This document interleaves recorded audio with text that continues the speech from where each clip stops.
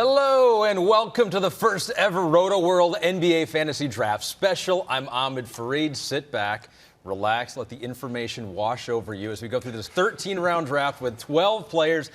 This is no mock. We are drafting for keeps here. We got 8 Rotoworld Draft Guide users. They're going to try to embarrass the 4 experts that we have. If the experts lose, you guys don't know this, you guys lose your jobs. They get the job. That's true. That's what's a lot of stake. Seems fair, right? Our experts today, let's introduce them real quick here, starting with the great Dr. A, Steve Alexander to my left. The doctor, he can diagnose any problem with your fantasy team. He needs an x-ray, an insurance card, right? Although you've got a little bit of a cough yourself right now, so. Little under the weather, but I'm here. We're going to power it out. The doctor needs a doctor. Part of our panel also, Rotoworld's Ryan Knaus here, NBA writer since 2007, 2-time Basketball Writer of the Year. That was 2016, 2017, so a steep decline since then, apparently. It just dropped right off. It just dropped off the face of the planet. We got Jaren Jackson at the end there, Rotoworld writer since 2013. Twitter bio says that you can talk politics, and if you do that today, you will be escorted out. On these premises. Finally, our expert drafter here in spirit and by satellite, Dalton Del Don, who says he loves Larry David, Radiohead, and Jimmy G. All dreamy. Dalton, all equally dreamy. Oh, yeah, I'm so sad. Can't be there with you guys in person, but Ahmed, we're co-managers, so we're going to dominate this draft. We're going to crush today. it. We're going to crush it. I'm going to make a lot of moves throughout the year. We also need some guys to keep the teams accountable and these experts accountable. Analyze the draft in real time. That's where Matt Straub, Tommy Beer come in. Their job, guys, ridicule, mock, personally berate our experts at every opportunity. Good luck. Yeah, Ahmed, you've assembled a real collection of professionals, consummate pros, great analysts, good dudes. Tommy, I think our job is going to be to bring out the worst from everybody during this 2 hours. I've spent the last few weeks watching Comedy Central roasts just to kind of prepare, get some good material. So I think I'm ready to rock. All right, so those are our, you guys are going to get crushed by those guys. I've seen them work before, and it's going to be rough.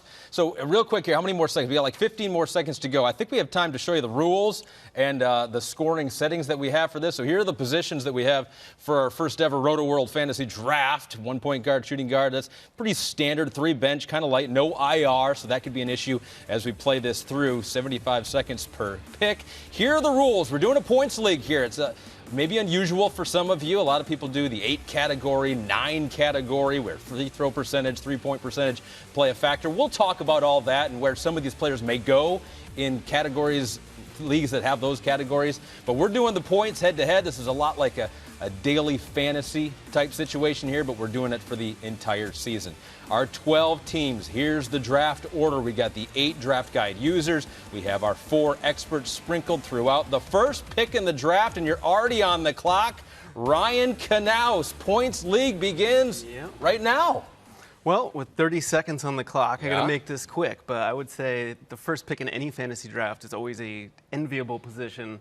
I think particularly in this points league, for me, you could make a better case for more guys in 8-cat, 9-cat, but in this points league, I've got to go with the reigning MVP, Giannis Antetokounmpo. Nice. So he is my pick.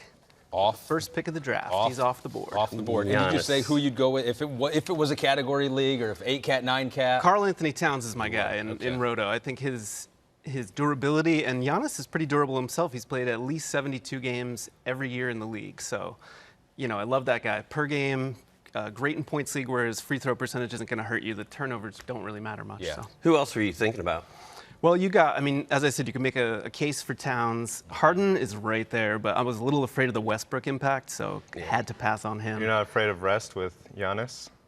With Giannis, not really. I think Philly will keep him honest. I think they're going to be still in the mix come, right at the end of the season. So hopefully those DMPs won't add up. But Karl Anthony Towns is off the board to Blendy at number 2, so possibly listening in. Steve, you're going to come up here at 4. There does seem to be separation. You got the top 5, more so in an 8-cat or 9-cat, and then you have everyone else. So if you're in the top 5, it feels like you're in a safer spot. If you're 6, 7, 8, you got to think a little bit more. Yeah.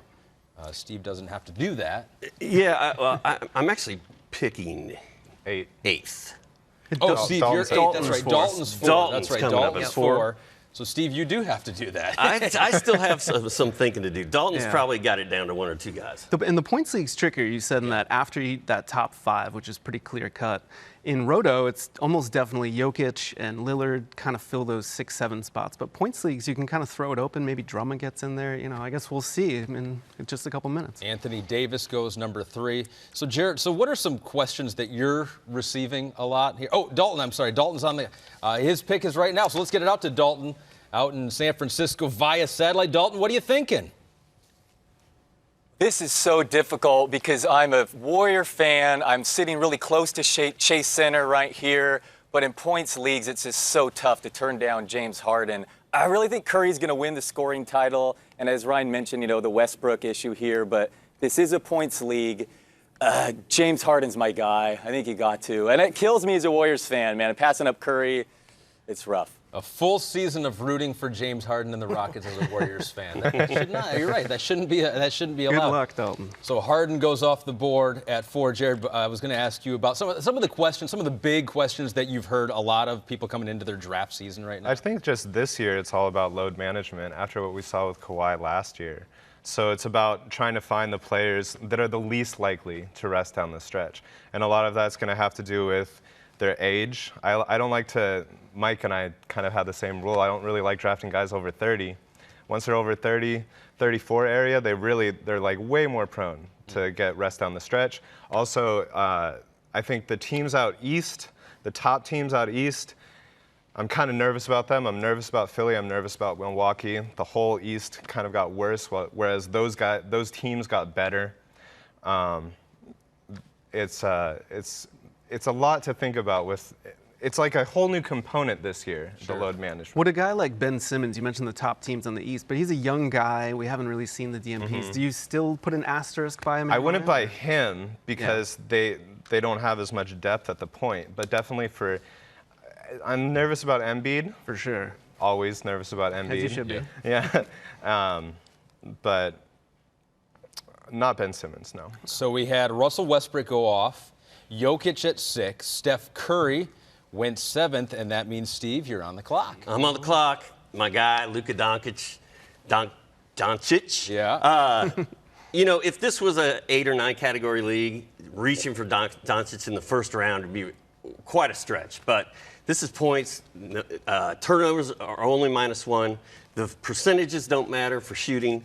I don't care if he shoots free throws poorly or very well in this format. Yeah. Although I do think he's going to shoot them a lot better this year from the field and free throw line. But Luka's my guy. I've got a Luka T-shirt on. I wish it was on under this so I could rip this open. Oh, like Superman.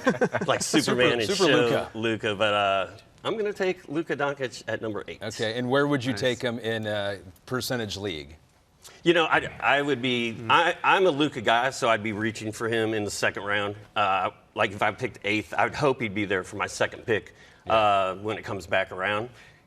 And the way it's going in the other drafts I've done, sometimes he's there, sometimes he's not. Sure. So we are in the points league, but if you're preparing for a points league, if you're preparing for a percentage league, and we do have 8 draft guide users who are participating in this draft right now. For more rankings, projections, strategy, and advice on how to dominate your drafts, you can get the draft guide. You go over to rotoworld.com/dominate NBA for that. It's the all-new NBA draft guide. Now mobile optimized, got a new look and feel. Never been easier to take your award-winning advice with you for your drafts for that extra competitive edge. And with this being our first annual draft, we've never done this before. It's a draft special we're celebrating. We're going to give you 20% off all NBA products and bundles if you use the promo code NBA20. Just go to rotoworld.com/dominate NBA for more. Why did I just hear a sigh? Because Drummond came off the board and I thought he was going to drop to me. But You were looking at him. thinking. I mean, it was. I know it was pretty far. I thought there was maybe a chance. LeBron James at 10. So speaking of load management, I think the originator of load management. Although you wonder how the tacos could affect his load. He seemed to eat a lot of tacos in the Taco offseason. Tuesday, man. So in a points league, real quick, is it more the load management? Does it affect it more or less than in a percentage league? Trey. I don't think more. Trey? Oh, I don't Trae think Young more. is gone. Trae Young's off the board. I don't think more or less necessarily. Yeah. And it's interesting. We're seeing a lot of these examples. Drummond going in the first round, Doncic at 8. This is points league specific values. And if you look in the draft guide, you can compare 8-cat, 9-cat. We have separate rankings for all of them, and you'll see some drastic moves like Drummond jumping up multiple rounds and so forth. Jared is stressed right now. He's burning. His 2 guys that he wanted are both off the board. I don't like He's the scrambling. last pick. What's Let me your tell you thought what. process, Last Jared? pick?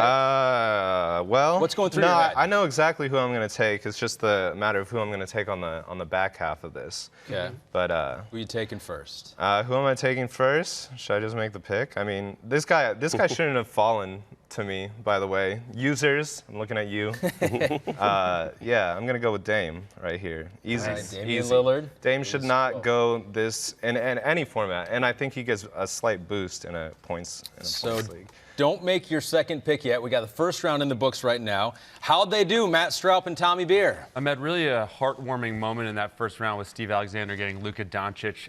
For everyone out there, Steve actually walked into the studio with a Luka Doncic t-shirt on, then he strapped up his button down and his blazer. So great job getting him, Steve. We do have some bad news for you. That was still a reach, though, Tommy.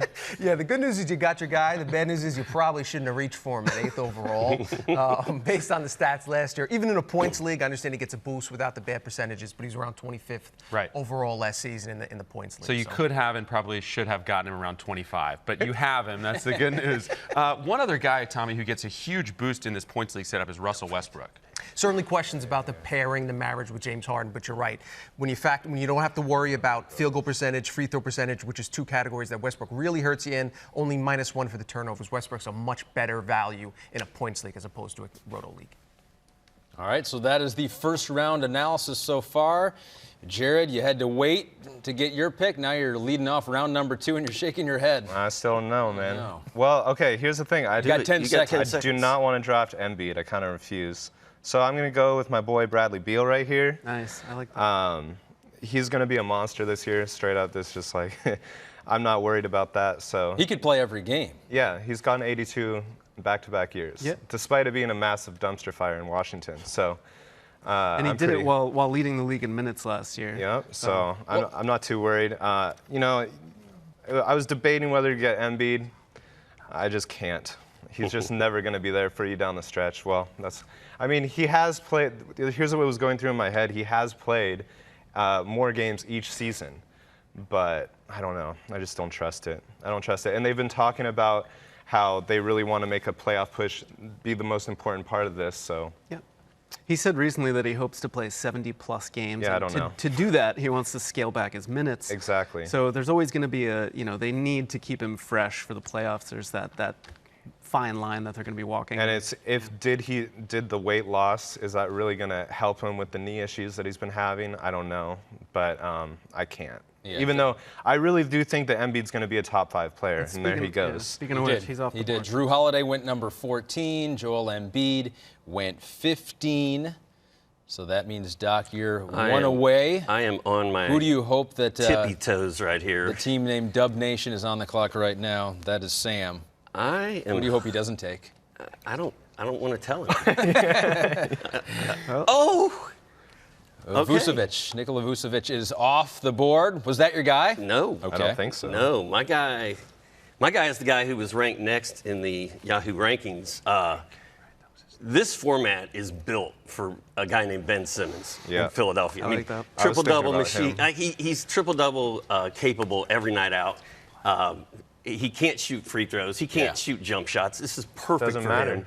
Mm-hmm. It's perfect. And teaming him with Luka, I'm feeling pretty good right now. So I guess I'll wait. Does anybody else have any? No, that's a nice point. No, for me, it was between him. How far? So let's talk about if it was a percentage league. Where does he go in a percentage league? Well, you basically have to punt. Yeah. So you don't have to, but he would go probably late second round, third round, but that's only because you're giving up a category. So it's a huge hit, and then it changes how you draft the entire rest of the way. Whereas in this league, you can take them and boom, you got your high volume counting stats and you move on. And his 2 worst categories, free throws and shooting, are gone. So. Basically irrelevant, yeah. And just a note, he had, without Jimmy Butler on the floor, per 36 minutes, 19.4 points, 8 rebounds, 7.7 assists, 1.8 steals, 0.8 swats. Huge numbers. Perfect. And I think those are totally reasonable for him to do. He's going to handle the ball more.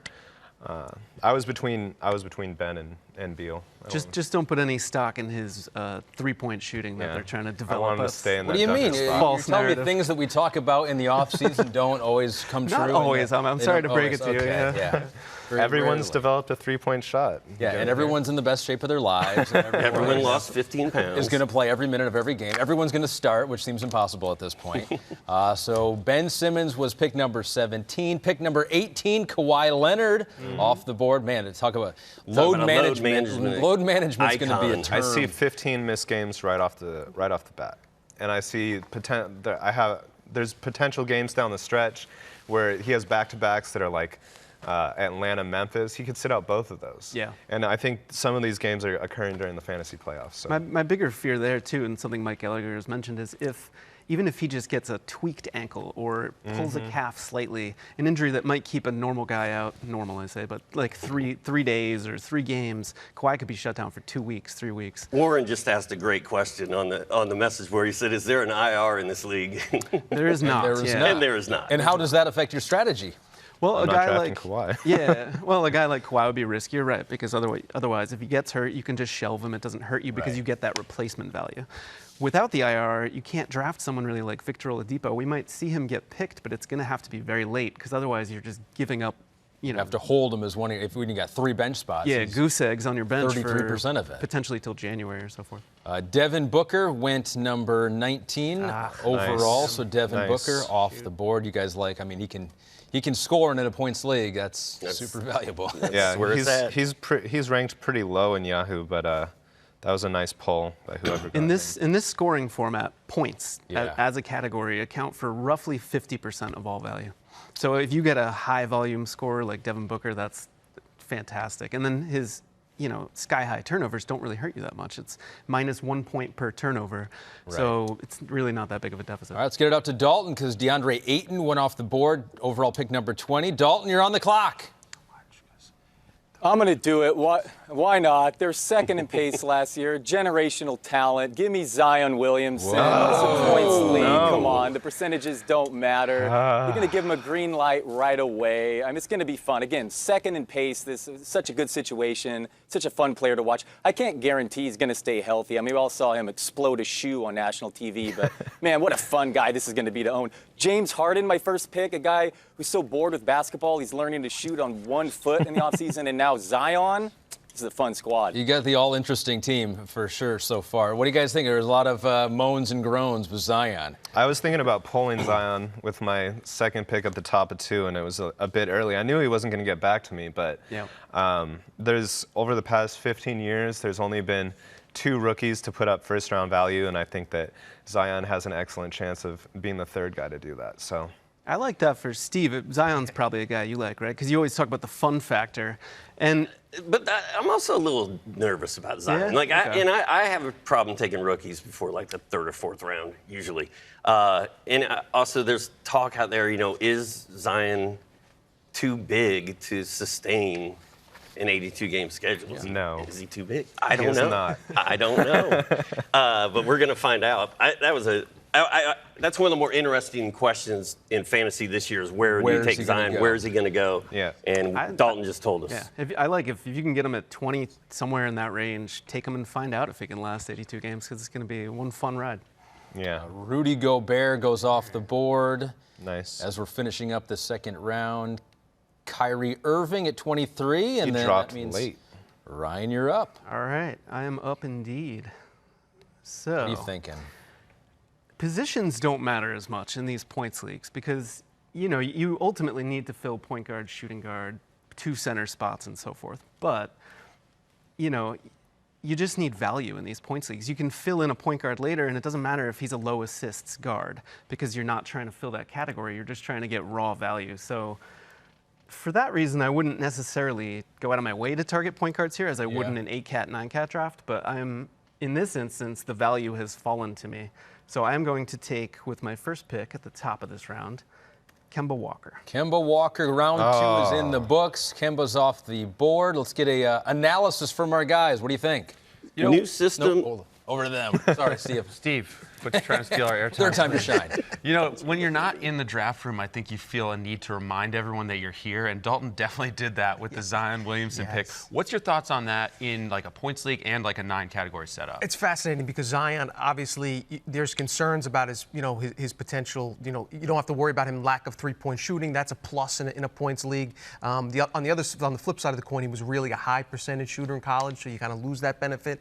I personally wouldn't have reached for him. I think it's a little bit too early in the middle of round 2. But as the guys touched on, as Dalton touched on, part of playing fantasy sports is having fun. Right. So if you want a guy that the Pelicans are your league pass team, pick that dude early and have fun watching him. All right, meanwhile, another guy who caught our attention is Alex Badescu picking out of the 10-hole. His team is called the Karate Kids. Guys, I think Daniel LaRusso may have crane-kicked the whole league already. LeBron and Embiid are basically top 5 guys in this setup when they're on the court. That is a dangerous combo to get out of the 10 spot. In the league, in the era of load management, availability is a major ability. So there is some question and some skepticism there. There's some reasons to be concerned. But if those guys play 70, 75 games, that's an enormous talent to start off. 2 players that, as you mentioned, finished in the top 10 last year on a per-game status, very well could finish in the top 10 again. I like that first 2 picks. All right, that's a solid start. So far, 2 in, 2 rounds in. Round number 3, we're starting back with Ryan. All right, so I am going to take another point guard here, and I'm going with De'Aaron Fox. Oh. I was thinking about... Come on now.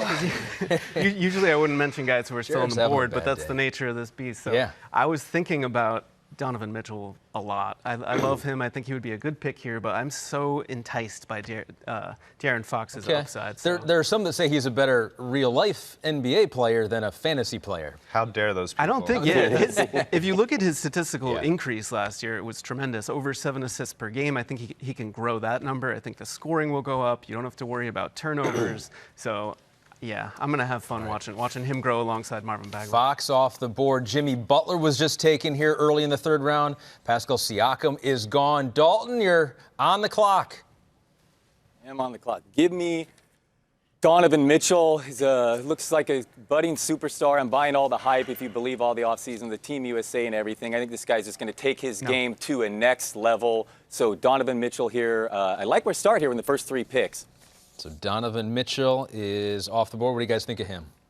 I'm not very happy he took him because that's who I wanted. You like him? I like the hype. He was so exciting as a rookie, and then last year was sort of a down year, and people were disappointed in him. But I feel like the fire's back. Things are looking good in Utah. I feel like Donovan Mitchell's going to have a great year. Yeah, well, the problem was there was a lot of spacing issues. Ricky Rubio can't shoot the 3. They brought in Mike Conley. They brought in Bohan. That's going to take care of a lot of the spacing issues. I think that he's going to have a great year. And as Dalton said, he looked great this summer. Yeah, he's in position. As I said, I almost took him at the turn. If I hadn't taken Fox, it would have been Mitchell. Anything about Jimmy Butler and Pascal Siakam, who went just before him? I like Jimmy. I think he's going to be good. It's just a matter of is he going to be there for you in March? He tends not to be, but he's a top 5 player when he's on, or top 10 when he's on the floor. I quite like him. I think he's going to have the ball in his hands a lot. Goran Dragic is very much on the back end of his career. Justice Winslow hasn't really proven that he can be a full-time on-ball point guard, even though they've experimented with that. And Jimmy is the quintessential alpha dog, so I think he's just going to go into Miami and take over the offense. He's going to like gets Miami. to get Jimmy buckets, yeah. So we just saw DeMar DeRozan off the board midway through round number 3. So the round number 3 has gone to De'Aaron Fox, Jimmy Butler, Pascal Siakam, Donovan Mitchell, and then DeMar DeRozan. As we're getting closer, we're about 2 picks away from Steve. You're back on the clock here. And, one of the things I'm thinking about right now is positions don't matter that much, but this is a 2-center league. Yep. That means centers are going to be rare once we get deep. Yeah, we haven't seen many go so far, but there haven't been many off the board. There's some pretty good ones sitting out there. I think you're going to start to see a center run, and I might start it. You have certain tiers, right? You have chunks of players at different positions. You say in points league, it doesn't matter necessarily as much. Right. But if you miss out on that chunk, then you got to wait for the next chunk, which might be a while. Yeah, and especially, as Steve said, in a 2-center league, if you look on the draft guide, for instance, we have center tiers, and there can be pretty big drop-offs between tier 4, tier 5. So at a certain point, you're right. Even though positions aren't as important as they would be in a category league where you need that center's blocks and field goal percentage, say, you still need 2 good centers on your team. Julius just came off the board, round 3. What do you guys think about that? I thought he was going to be a sneaky guy. Yeah, I thought he would be sneaky, but I noticed Yahoo has him ranked super high because it is a points league, and he's a perfect points league player. Oh, my goodness. Yeah, Julius Randle. Oh, there goes John Collins. Feast in New York. He's a double-double machine. And he's another guy built for points leagues. John Collins from the Hawks. Your guy, you're an Atlanta My guy. That was my guy. Was that your pick? I'm sitting here talking about centers. He's a power forward center. John Collins was going to be my guy. I love Mitchell Robinson. He doesn't score a ton of points, though, and that's a problem in this format. Then there's a guy who's going to – I probably shouldn't be throwing all these names out there. These are all the guys I'm thinking about right now. But we are making a program. You're at a competitive disadvantage. Go for it. Bam Adebayo is on everybody's sleeper list, along with Julius Randle. Because Hassan Whiteside is no longer in Miami, Bam's going to get the job. So I'm looking at him. But I'm going to go ahead. I live near Atlanta, but I'm from Indiana. My guy Miles Turner is on my team every year, and sometimes he disappoints and sometimes he does not. But I am all in on Miles Turner this year. Let's go. And points Miles league? Turner. Yep, let's do it. You don't want to second guess that? I haven't hit the button yet. Why would you second guess it, Jay? No, just because he's sometimes he has these games where he does like kind of a whole lot of nothing, but and his value I think in category settings is weighted way higher because he can have these amazing shot blocking performances. And he's a good free throw percentage shooter at the center position. Less of a need. But I think an underrated thing about the points league is blocks are worth 3 points apiece. So if you get 3 blocks in a game, that's 9 extra points. Yep. But I agree. I wish he was a more consistent And scorer. what worries me a little bit also about Miles Turner is that they're going to start him alongside Domantas Sabonis, and they're going to pull Turner out of the paint a little bit, so maybe his rebounds go down. Even further. He's like a Brook Lopez rebounder. It's just going to be a little crowded in the paint. Not that it'll Why do you guys hate me so much? They don't hate you. They just hate the pick that you made, I know. Steve. Yeah, it was just. we should leave this for Tommy and Matt, I think, though. D'Angelo Russell off the board now, late 3rd round, now in Golden State, playing with Steph Curry. Klay Thompson going to be out to the All-Star break. I mean, he's going to play about 15 minutes a game, I think, without Steph on the floor, so they'll split him up. What do you think of D'Angelo Russell? I love this year? D'Angelo, man. I was a big D'Angelo fan the last couple years, especially he was so good last year. And then you put him in Golden State, where basically it's Steph and Dre, and now he's like the 3rd wheel now. And I think he's going to be great. I love D'Angelo in Golden State. D'Angelo was the highest guy on my board, and I love that Jared keeps sighing when these guys go. I know. I thought Paul George was going to drop to me, man. I was really. Paul George. Well, that's a question, Paul George. And gamble, though. Yeah, but end of round 3, that's a great pick. So you're not afraid of his injuries, Jared? Not really. I think he's going to be. Here we go with me. Lamarcus Aldridge off the board, and now Jared, you're up. And now I'm panicking because I have no one to go with. You can pass your pick and make your full. Yeah, well, I mean, I think that Steve had a point and about the centers, and based on the centers that I see, I think that I might go with my guy right here. It's just a matter of who I'm going to pick at the turn.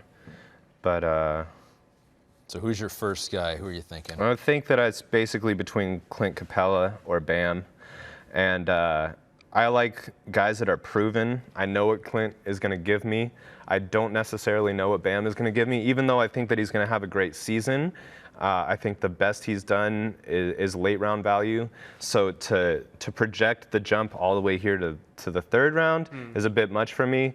I'm not worried. I know what Capella's going to do. I think this is his floor right here. So I'm just going to go ahead and grab my center. Capella. And free throws don't matter. So Final pick of round 3. Let's get it back over to Matt and Tommy, to break down round number 3. The hottest take I think we've seen throughout this whole draft is Jared's shirt. But his team actually is pretty solid and not a lot of risk there. What do you think of Jared's squad so far? I like Jared's shirt. But I really like his squad. I think it's safe. There's kind of two strategies, obviously, in your first couple picks. Your first couple picks can kind of determine which direction you're going. So Jared went kind of safe with Lillard and Beal, guys that have a really high floor, not necessarily as high a ceiling as some others, but Clint Capella's in that same vein. You know what you're going to get. They're going to keep you in the game. You should have a say come the playoffs. There's a shark in the water in every one of these drafts, and it continues to look like Alex Badescu, who just got Paul George in that round. Once Paul George is back, this guy has 3 clear-cut top, 8 guys on his squad. That's a dangerous team. It is very interesting to see how it all plays out, but the same way we talked about Jared kind of taking some, going the safe route early on. Alex went the risky route early on, and the same way you can continue.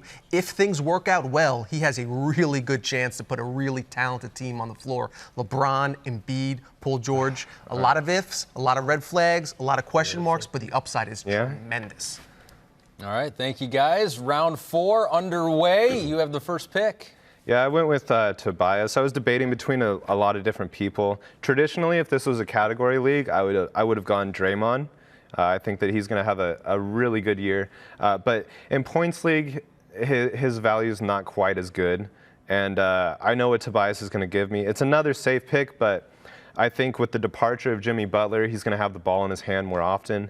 And I think it's safe, and I know he's going to give me stats. And the thing that I don't like about Tobias in a category setting is he doesn't really give you the defensive stats. In a points league, it's perfect. He's a scorer, and yeah, I'm satisfied. I'm into it. And just before that, we saw a pretty safe pick go off the board, and that is Lamarcus Aldridge, who, no one in the draft room is going to go, ooh, I missed out on Aldridge, but he's been remarkably steady. I think he played 81 games last year and just gets it done. He's a 20-10 guy every night. Yeah. He'll contribute. He's not going to turn the ball over. So I think that was a sneaky good pick. I forget who picked him, but. Bam went 38th overall, second pick of the 4th round. You guys were talking about him just a bit. And then Alex, we've been talking about his team a lot. Our guys Matt and Tommy have, and he just took Terry Rozier in Charlotte, who could get a lot of usage over there. I was looking hard at Terry Rozier right here. He's a sleeper. Again, this format with no shooting percentages, that puts him on the board because he's going to be a one-man wrecking crew in Charlotte. I think, like you said, his usage is going to be off the charts, and he's a gamble, but I think it's a good gamble. It's fun drafting these points leagues because usually a guy like Rozier, you're like, oh, he's going to kill my field goal percentage, can't do it. Yeah. And even Clint Capella, free throw percentage, you're constantly aware of that. So it's fun just throwing caution to the wind, just being like, all I need is their counting stats. And Rozier, as you said, is in a great spot in Charlotte. Eric Bledsoe goes next by Sam, and then Doc. Steve, you're on the clock. I'm on the clock. Usually by now, I've been pimped 2 or 3 times. Like somebody's taken my guy right before I pick 2 or 3 times by now. Somehow, picking in the 8 hole seems to be working for me because the guy I wanted here was Zach Lavine, and he's sitting there. Nice. And if Zach Lavine's healthy, he's going to play more point guard this year. He's going to get more assists. I think the sky's the limit for this guy. He's a great offensive player, great scorer. He's perfect for this format. Yep. The Bulls are kind of sneaky in general. I think people look at them like they're not very good, but if you break them down by position, they've got 4 or 5 pretty good players. So I'm excited to get Zach Lavine. I think he's going to be good in this format. Okay. I've got too many guards. And we've already talked about, Alex has got a great team, but there's some load management, some injury issues here. The differences in a roto style where you're accumulating stats throughout the year or a head-to-head where you have to have the guys healthy at the end of the year, how does that factor into the way that you look at some of these players and value some of these players in these drafts?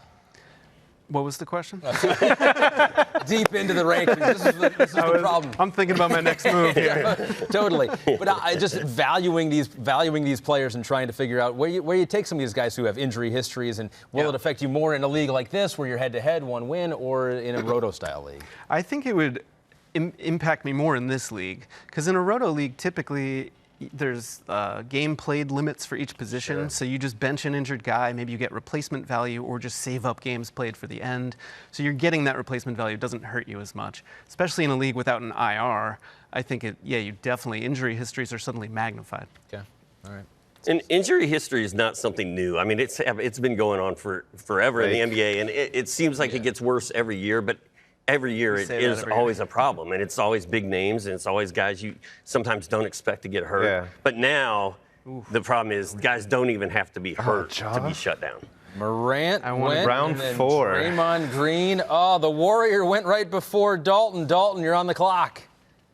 Wow, my heart was set on Draymond Green. This is crazy. I needed a center. He's on that playoff diet. It's going to be like Coors Field with the Warriors this year. No defense, obviously no Durant.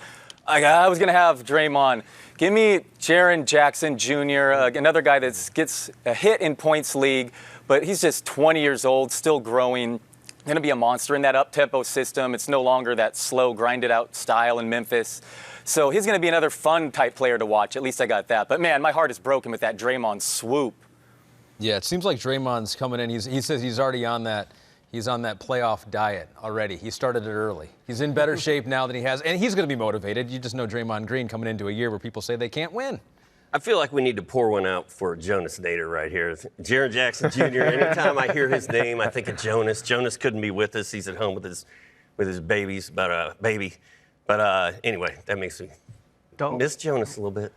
I thought Dalton was going to miss his pick, but he got it in there. Got it 10 in. seconds. It's crowded. It's crowded for Jaren Jackson in Memphis, right? Is there a true path to the minutes for him? I think he'll be fine. He's going to start right away. Last year it was an issue because they had JaMychal Green there, and but this team is built around Jaren and Ja, so I think he's going to be fine. Yeah, they took it easy with him in the beginning, as many teams do with prized rookies, and then he bruised his quad, and that pretty much ended his season. He struggled through it for a while, but I think this season, rookie Brandon Clark shouldn't be a real threat. They do have pretty good depth at the position, but I think Jaren easily could get 28-plus minutes. All right, Ryan, you're one pick away, so dive in there. C.J. McCollum just went at the end of round 4. Of course, we're in a points league here. It could be different value in a categories league where percentages like shooting percentage and free throw percentage, three-point percentage factor in. And Jason Tatum now from the Celtics gone. Final pick of round 4, Ryan. All right. Well, we've been talking a lot about injuries and how important they are, how much you want to avoid them.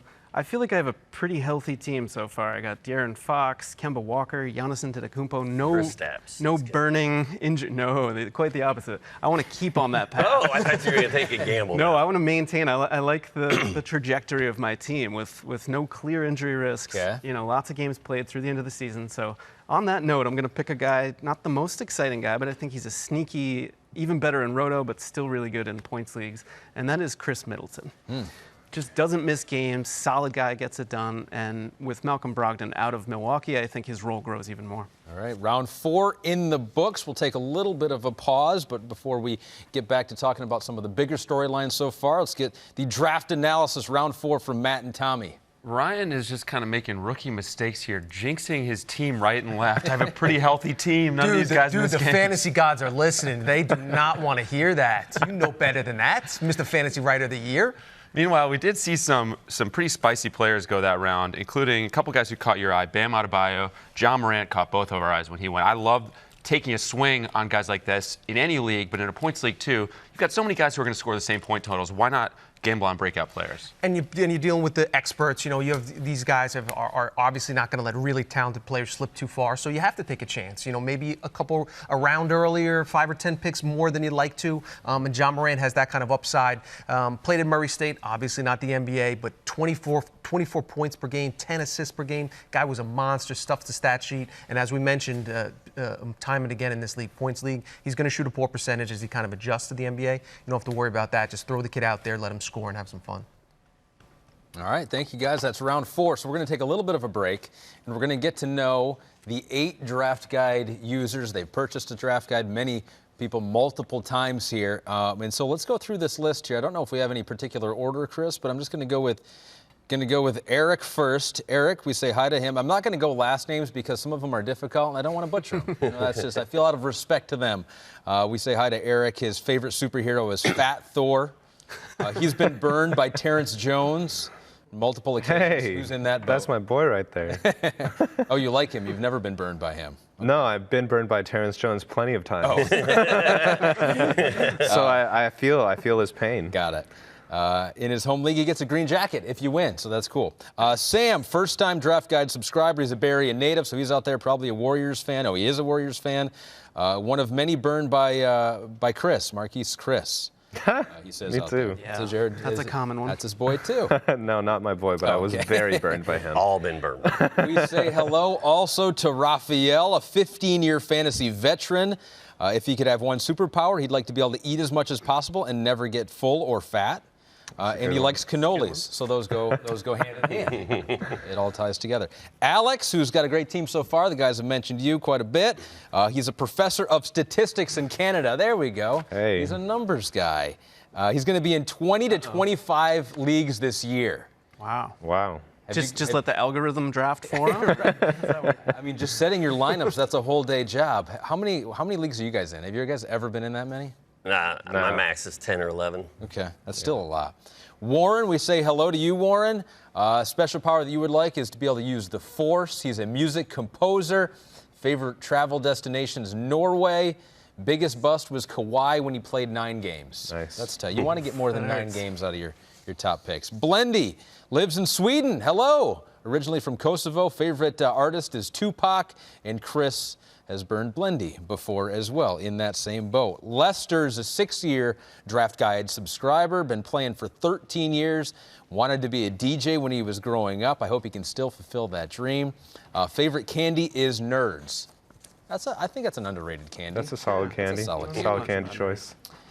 And Justin, our final Draft Guide subscriber here, 18-year fantasy veteran, does not eat cereal. He is a self-proclaimed bacon and eggs guy. Favorite superhero is Hit Girl from Kick-Ass, which is also his favorite movie. His favorite player of all time, Matthew Dellavedova.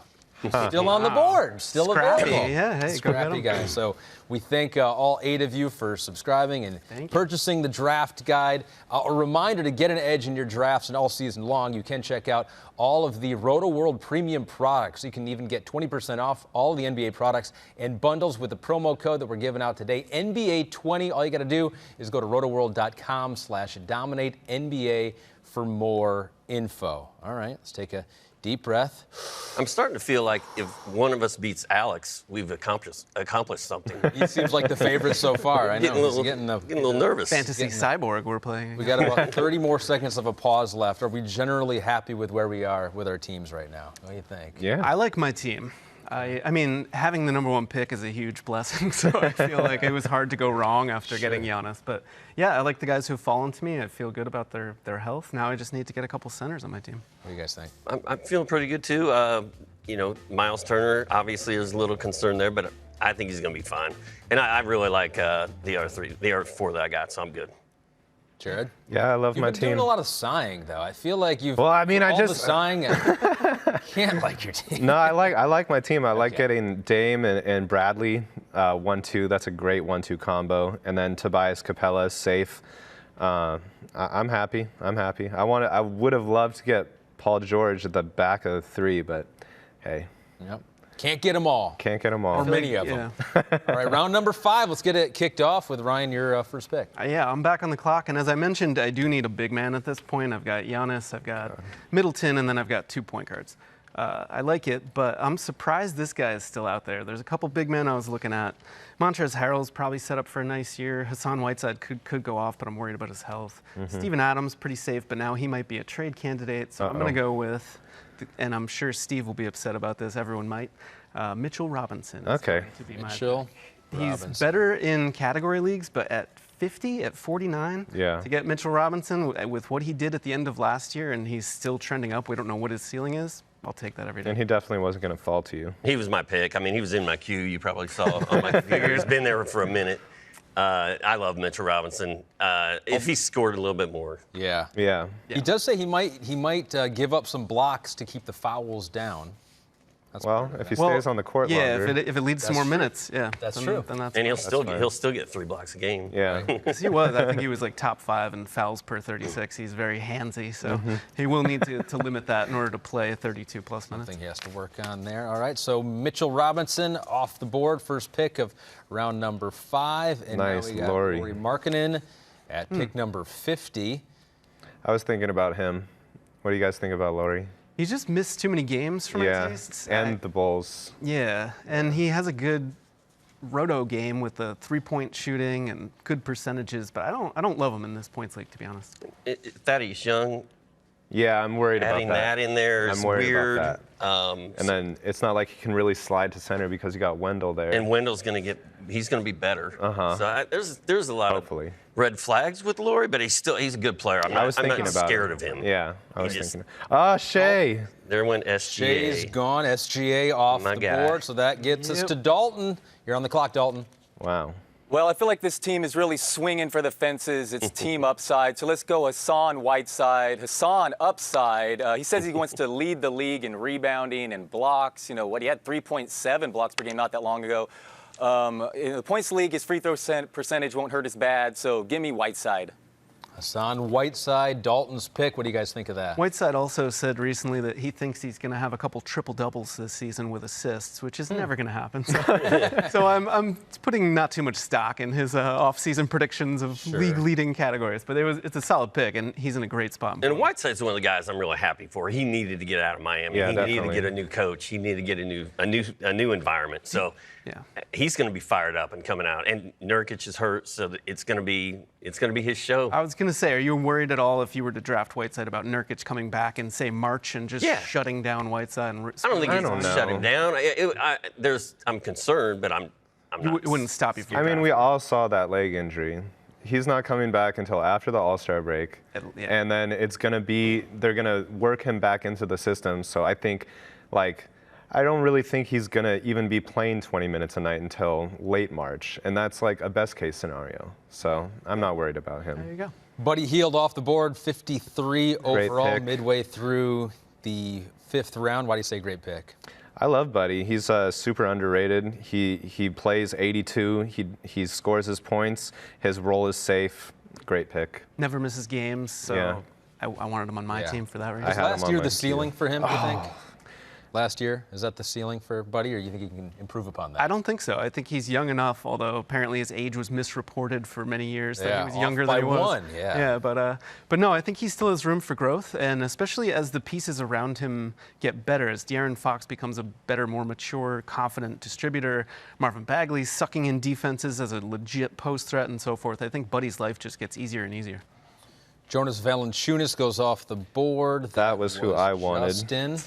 Nice. That's who I wanted. JV is going to be great in Memphis. I think he's all set up for a career year.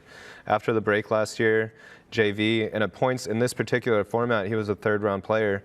19 points, 10.7 boards, 2.2 assists, 1.6 blocks, just 2.7 turnovers. That was a great pick. Marvin Bagley got a couple Sacramento Kings going within 3 picks. He is off the board. I Now was that's Steve. sitting here torn between Bagley and ruining my team. So now the only option on the table is ruining your team. So it's either going to make it or break it, I think, if I do this. I like the pick you're about to make. Dude, he's so good. I know. Kristaps Porzingis in Dallas. At this point, Huge all upside. injury concerns, like major, probably as much as anybody in the league, with more than Paul George. Like he's Victor Oladipo level. Very scary. He is a center. He qualifies at center in this league. That gives me my second center. I can get a third one and plug him in there if Porzingis is going to miss time. But, I mean, he's got so many tools. He's such a great scorer. He's going to be playing with Luka. I guess I need to go get some Dallas Mavericks gear as soon as possible. Well, we know your team name is going to be something Mavericks related. So Porzingis, I mean, I'd put the over-under of games played for him at like 55 maybe. Are you more confident? You think you'd take the over on that? I mean, I'm hoping he can play 65, but He's got no restrictions in camp right now. Yeah. So it just depends on how careful Dallas is. They've already suggested that he could get 15 to 20 just DMP rest days throughout the season. And Mark Cuban is probably pulling those strings. Yeah, he doesn't like his players to play internationally. But in an environment where more players are taking rest too, that might not hurt you as much. Sort of, It limits that downside maybe just a little bit. So Kristaps Porzingis off the board. We got Sam, Alex, Lester, and then Jared is going to probably side 3 times between now. I don't think anyone knows. his I don't pick. think anyone knows who I'm going to pick. You're feeling I'm good feeling about it so confident. far. I'm feeling confident. Famous last words. I know. Midway through round number 5, and it's interesting to see you guys, too, go back and forth between value, the older players, sometimes not as exciting with Lamarcus Aldridge, and upside players, Zion Williamson going early. You don't know, but there's more volatility there. Yeah, and a guy like Ja Morant, I think it come on. We knew it. No. We knew it. I hate you. I hate you. Who are you? Dubs Nation? How dare you? How dare you? Now, That was Mike Conley off the board. Derek Favors goes right after. There you go. Favors and Conley, two safe veterans, established value. I do think rookies benefit a little bit in this because they tend to struggle, especially rookie point guards like Ja Morant, with turnovers and efficiency. Two things that really don't matter in this format. So you can target them a little more aggressively. So the 8-cat, 9-cat, maybe being a rookie does hurt you. And I so think you I drop think them so. down, In my points perspective, league, bring I them always up a little do. bit. Interesting. All right, so you're 1 away. We were right on the size. That was definitely 1. Could be 2, as this is Leicester right before. No, taking Montrez. That's fine. Errol is off the board, and Jared's okay with that. So what are you thinking? Jeez, man. It's just like I'm between old guys or making a statement. I think I'm going to make a statement right here. I don't like old guys, but I mean, so Kevin Love is there, but I mean, he could be great, but he might not play at all, and then he could be traded, and I don't know what his value is going to be like there. There's Kyle Lowry. He's right there. He could be huge, or, you know, I think I'm just going to make my statement. I'm going to go with my guy right here. Since I would traditionally go with him in 6, I think that he's going to have a huge year. I don't know how you guys feel about him, but Mr. Kelly Oubre is my pick. Kelly Oubre. All right. Phoenix Suns. Interesting. Okay, let's get it. Draft 5 done. Tommy, Matt, what do you think? A minute ago, you should start taking risks at this time of the draft, but Steve, I think you may have flown a little close to the sun with the Porzingis pick. What do you think, Tommy? I would love to pick on Steve a little bit more, but I actually like the Porzingis pick. We talked about how you need to take a chance, you need to take a swing at somewhere, and I think Steve laid out the case for him. You know, it's a grand slam, it could be a strikeout, but he looks healthy in camp. You go into the season assuming he's going to miss 15 to 20 games, and like Steve said, if he gets in the area of 60 to 65 games on a per game basis, he's got the ability to be a top 15, top 20 overall player. So to get that guy late in round 5, I think makes sense. Meanwhile, Mitchell Robinson from your New York Knicks is a guy we love in 8 and 9 category leagues because, you know, upwards of 3 blocks a game is the expectation. He's kind of just a guy in this setup, though. I love Mitch Rob. All these guys know it. I'm sure they'll snipe me in our future drafts. But yeah, probably the best value he brings to the table, or one of the biggest reasons for drafting him, especially in non-cat leagues. Guy shot nearly 70% from the floor last year. Is a very good free throw shooter relative to center. Shot around 70% post All-Star break. As we know, 5 in the points league, those categories are irrelevant. So I understand it. You also have the ability for blocks. If he gets you 3 blocks, 4 blocks a night, that's a huge, solid floor. So while Mitchell Robinson probably would go around 20th overall, it makes sense that he slipped around 5 in this format. All right, Ahmed. All right, round 6 already going. Jared, your first pick of the 6th round. Yeah, I let it off with Aaron Gordon. I mean, these picks are interchangeable. That's who I would have gone with. This is his floor right here. It's safe. And it was actually a down year last year. This is where he was. If he can bring those defensive stats back, which isn't totally a thing in points leagues, but it is because it counts for something. If he can get those defensive numbers back to where they were last year, or the previous season, I think that he can be a top 30 player in a points league. I like that. And the Magic have a lot of continuity going into this year, which is why I was fine with Vooch going as high as he did. He's actually a guy I'm pretty high on. Because, you know, they've got Steve Clifford. They had a fantastic finish to last year. I don't think much is going to change. So I look at last year as you said, the floor for those two guys. Yeah. Especially in the front court where there haven't been any real moving pieces. Chris Paul, Karis LeVert off the board. No. LeVert. I see that. I look up and somebody's saying, "Sorry, Steve." They're in your head. And I've got LeVert all queued up. Well, he's right there. And now it says he's drafted. Oh my God! Now what am I gonna do? Go with Andrew Wiggins. Well, you got 45 seconds to figure it out. That hurt. Like that was the only guy I was looking at, and he was rated so far. He was so far down the rankings, I didn't think there was any chance he was going to be gone. Who are you thinking with? We're with snipers in this league. Well, we're going to have to figure it out pretty quick. I need some insurance for Kristaps Porzingis. The clock is winding down, and this is a two-center league. I'm taking Wendell Carter Jr., who I think is going to have a big year for the Bulls. Okay, Wendell Carter Jr. Why did you like Karras so much? Dude, Karis LeVert last year before he got hurt, I mean, half of my fantasy teams were named after Karis, and then I had to change those names to like bye-bye Karis after he got hurt. He was just doing everything. He was putting up huge numbers, and he got hurt. And now, you know, Kevin Durant went to Brooklyn, but he's hurt. So Karis should really make a statement this year. I think that's a great pick. And he can handle the ball a lot, and Kyrie, as we know, is not the most durable guy. So if he goes down, Dinwiddie steps up, but also LeVert should be a winner there. You said that Wendell Carter Jr. was more of the safe pick after going with Kristaps, but he has some injury issues. Yeah, I don't know about safe. I'm a little bit worried about him because he only had 15 seconds by the end of it. He had the thumb thing last year that ended his season. I don't think it would traditionally end a season, but they're in Chicago. He had the oblique thing this summer. That was something that was bothering him through high school. And then he caught an ankle injury this past week. He was my guy until the ankle injury, and that kind of freaked me out a little bit. Like too much, yeah. But no, Steve is right. He is set up for a huge year. There's been projected that he can get 30 minutes a night. If you watch the guy play, it's just fun. He's a great passer for a big man. He gets blocks, and I know this is a points league, but he also hits his free throws and has great percentages. So, I mean, as long as he's healthy, that's a great pick. Danilo Gallinari now with the Thunder off the board. Josh Richardson off the board. Dalton, you're on the clock. Oh, my guys. A lot of good picks getting swooped left and right here, but give me Otto Porter Jr. Maybe takes a bit of a hit in the points league, but still he thrived so much after coming to Chicago last year. I know it's a bit of a concern how the coaches are going to go with the lineups there. Maybe there's a shutdown candidate if the team's terrible, but Porter really thrived, and there are a lot of good picks going on now, so it's tough. It's getting tough out there. So let's go through some of these recent ones here. You guys got anything to say about Kyle Lowry, Danilo, or Josh Richardson?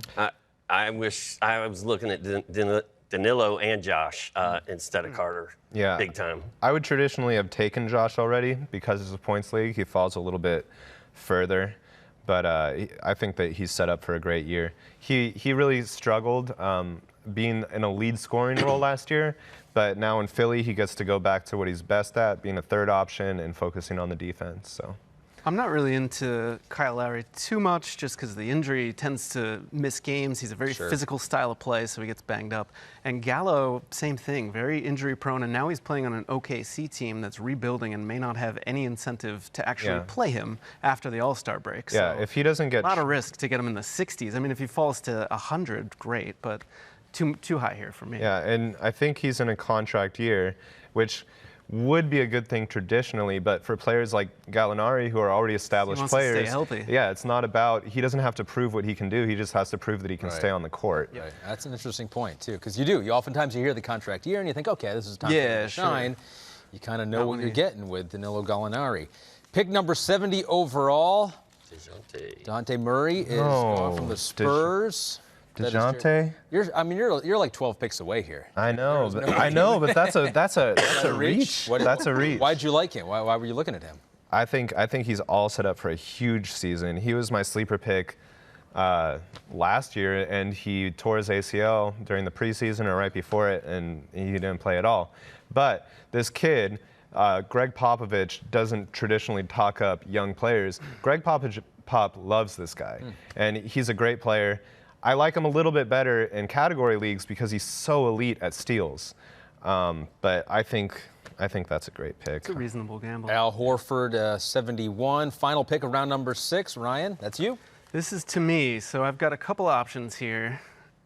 I'm debating. I do want to add another big man to my group, and although I think this guy is kind of a sleeper this year and might even fall to me, since I'm at the turn, I'd have to wait 20-plus picks. I don't have faith in that, so I'm just going to pull the trigger on him here, and that is Domantas Sabonis. Domantas Sabonis is the final pick of round 6. Let's get the instant analysis from Tommy and Matt. That was old guys round, Ahmed. We had 4 guys over 30, and the ageism is just aggressive from the desk over there. It's offensive. But A couple of those point guards really could potentially be good values, despite what everyone's saying. I really like the Chris Paul and the Lowry picks specifically. Paul is in OKC. Obviously, a little bit of question how the Thunder are going to use him. But remember, they would love to unload that contract. So you could make an argument that they're really going to showcase him in the hopes that they can kind of build up his value and ship him off. Maybe Miami is willing to give him some back. So I think that Paul is a good pick. As you mentioned, if he stays healthy, he's top 30, top 40 value. And same thing with Lowry. Coming off in a championship season, he's going to be a free agent at the end of the year. He wants to sign at least one more big contract. So dealing with a little thumb surgery, we expect him to be healthy by opening night. Assuming he is, he can put up. He's always put up big numbers the last 4 or 5 years. I expect him, to put up 4th and 5th round value. So middle of round 6. I like that. And you and I were also saying we may be crazy, but we think OKC could actually be more competitive than people expect them to. I think obviously they got rid of their 2 best players, but I think the way they build around the edges, Shea, possible breakout year, Chris Paul, Gallo, as we mentioned in this round. I'm unlike Ryan. I think I'm higher on Gallo than most. He was really solid last year, been consistent, and if they're fighting for a playoff spot, they're not going to be looking to rest them. All right, gentlemen. Things to think about. The first pick of the 7th round has been made, but before we get to that, we've all made some bad choices in life. That's a given. Playing fantasy basketball on the wrong platform should not be one of those wrong choices, though. Yahoo, the official fantasy game of the NBA. And if you love the NBA, there's no better way to get closer to the game. Yahoo leagues are free. It's so easy to sign up. Get started playing. Don't miss out on fantasy basketball this year. If you love the NBA, make better choices. Choose Yahoo Fantasy Basketball, the official fantasy game of the NBA. How was your choice first pick around 7? Well, kudos. I do love the Yahoo draft room. Yeah. So it makes it nice and easy. I've got my guys already queued up because I heard the sound and I realized, I have 10 seconds left while they were talking. So I zoomed in and I was torn. I was thinking about Miles Bridges, who's another sleeper guy. I know the Rotoworld crew is high on him. He's in a great spot in Charlotte. Maybe I should have taken him. I went a little bit more of a boring route and gambled on Gordon Hayward having a resurgent year in Boston. I think they're talking a lot about getting the ball in his hands. He said he's worked as hard as he ever has this offseason. We've spoken about don't put too much stock in players' own takes on how hard they worked, but from what I've seen, he looks great. I think he's going to be a distributor. He was very efficient scoring the ball late last year, so I think he's primed for a bounce back. So, and that injury is like a 2 to 3 year deal. The last year was his first year back from a gruesome injury. Yeah. You shouldn't expect much that year, but maybe this is the year that he really comes back, and that's what we saw with Paul George. Yeah. Ryan took Gordon Hayward. It was Blendy taking Robert. Warren took Steven Adams from OKC. Talked about the Thunder maybe being better than what people think. Dalton, you're up. Who you taking? Yeah, so give me Jonathan Isaac. Maybe this is a bit of a reach at this point of the draft, especially in points leagues, but I don't care. I don't think he might not come back to me. This guy looks like a monster in the making. His teammates said they've never seen anything like it. Reportedly, he's 240 pounds, maybe 7 feet as a wing. I mean, upside is through the roof. I know he failed people, including myself. He's my sleeper last year, but I'm all in again. I expect a big breakout from Isaac. Isaac goes 76th overall, midway through the 7th round. I like that. Yeah, true to form, Dalton's going all upside, so I kind of like adding Isaac to this team. There went R.J. Barrett. Of, some volatile upside. R.J. Barrett off the board midway through the 7th round. What do you think, Steve?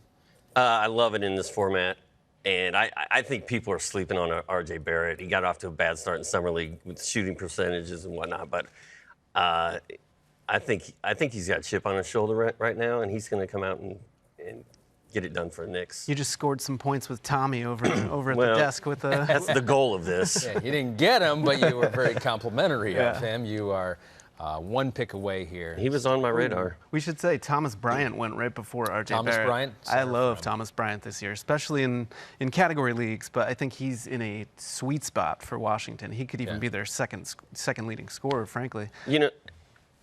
Just not a lot of talent there, and they keep touting him. They gave him big money this offseason, so I think he's going to have. They believe in him, and there are good things and bad things about playing on bad teams. You might get a lot of an opportunity. At the same time, your teammates might not help you out a whole bunch.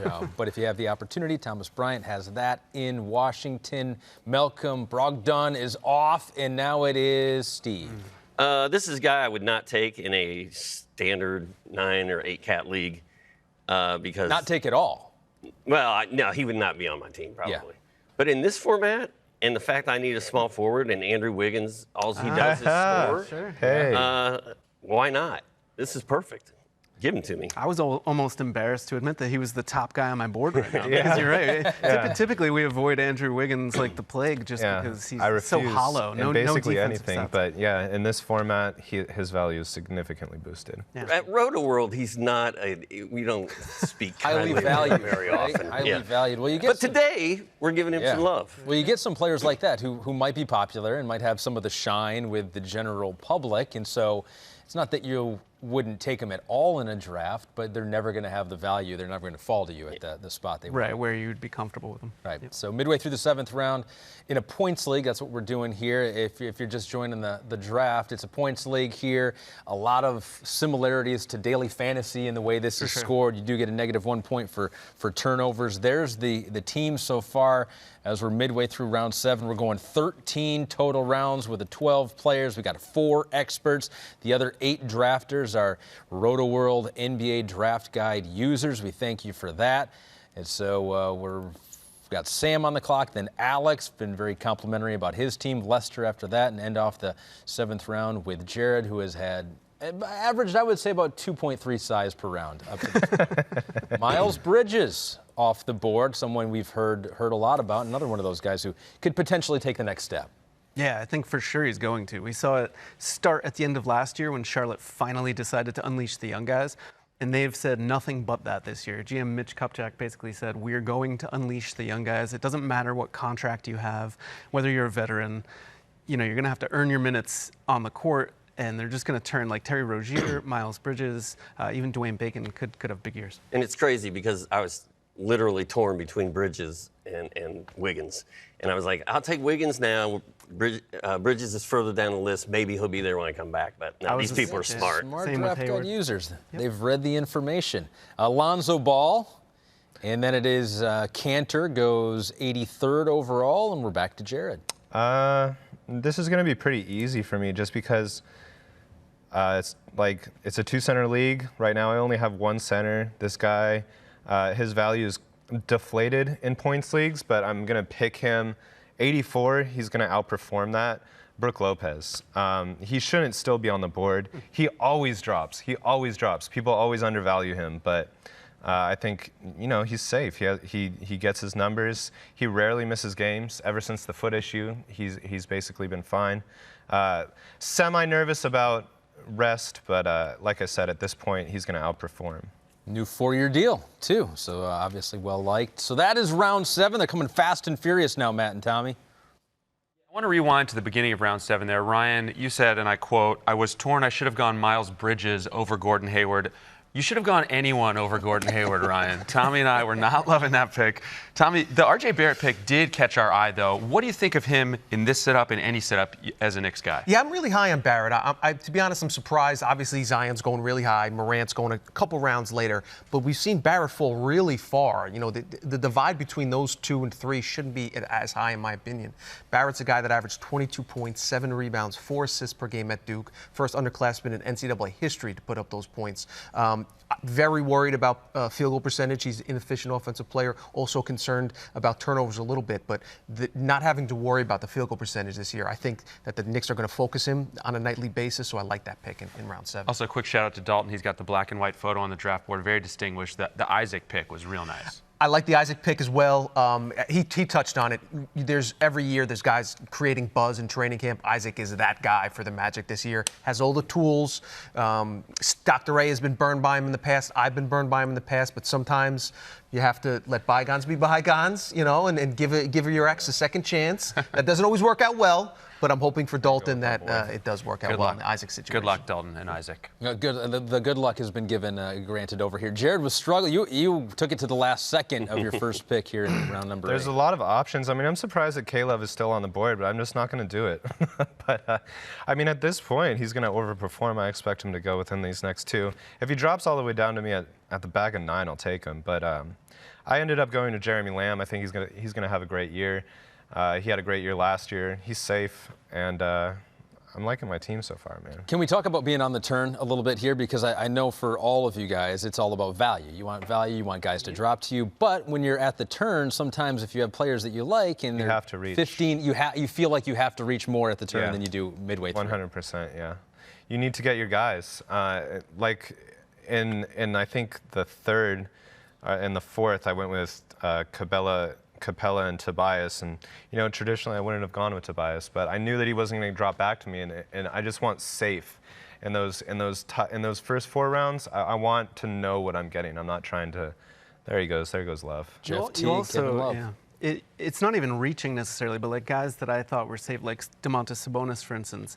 I don't want to reach for him. I think he's fine here, but typically if I were in the middle of a draft, I might think, ooh, maybe he'll drop 10 spots, 12 spots, and I get him on the way back. But knowing that I have to wait 23 picks before I go again, you have to pull the trigger sometimes. So does that make it less desirable for you guys around the board, being on the turn? If I'm the number 1 pick, I'll take it every time. You'll take the number 1, right? I'll take that every I hate time. being the last pick. I hate it. Last pick is tough. Yeah. I would say, generally speaking, I do like to be more in the middle. It just leaves you more strategic. Yeah.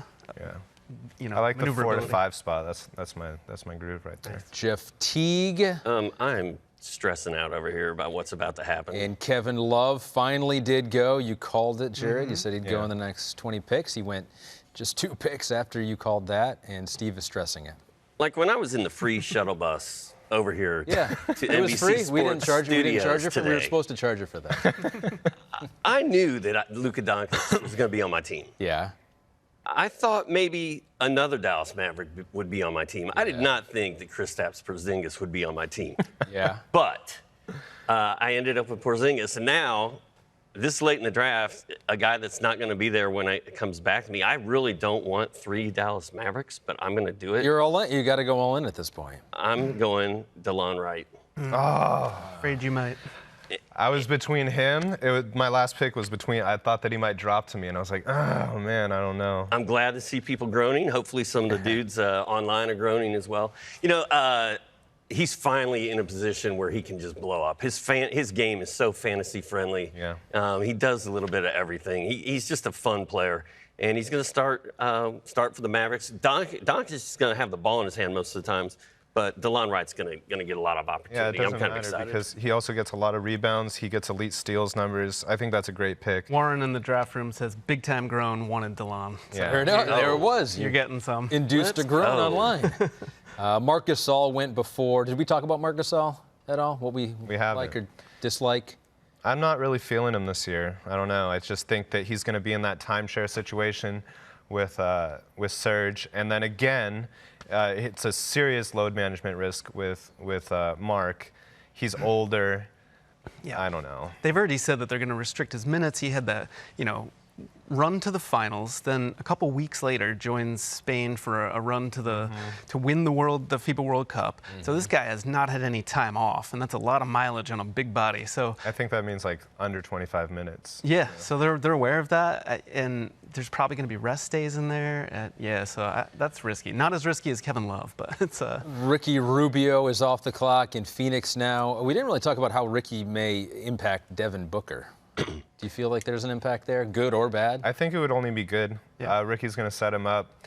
That's a great. I really like Ricky. The only hesitation is that he's in Phoenix and there's like 7 other point guards there. So and he's 28. He's on the higher end of the age, so maybe they want to get some of the 7 other rookie point guards that they drafted some opportunities late in the year. But I'm not worried about his production. I'm just worried about, is he going to be there in the second half of the season? And I definitely feel a bounce back year for him. Lou Williams, 6-man extraordinaire, off the board. T.J. Warren, the Pacers, off the board. So that brings up Dalton once again. I need a guard, so give me Fred VanVleet. Anyone who watched this guy in the finals knows there's some upside here. I mean, a tenacious defender. He couldn't miss a shot. No Kawhi Leonard there. No Danny Green now. So I expect him to take a real big step up. So give me VanVleet. VanVleet, you guys like that? I do. I think he may not start every game, but it sounds like maybe he and Norman Powell, depending on matchups, will alternate. But either way, even if he's coming off the bench, I think there's enough minutes there. As Dalton said, he had a great run in the playoffs, showed what he can do on an every night basis. So I think that's a great pick. Has Kawhi leaving Toronto, has that helped most of those guys' value? Has their value gone up? I think, yeah. Right? I mean, Pascal Siakam's going to have an even bigger role. OG Anunoby has a path to starters minutes now. I think everyone gets a I'm little semi-nervous about the spacing there. With losing Danny Green and losing Kawhi and replacing them with the guys that they'd replaced them with, I'm semi-nervous about the spacing. I'm semi-nervous about Pascal. I shouldn't be, and I've been talked both ways of this. I've been talked into Pascal and I've been talked out of him. But I do think there is a slight issue when you bring away all these talented players. You can crowd them up a lot more. But same time in the finals, he was like one of the best. He was the best player for at least one of those games, and that's saying something. So. Yeah.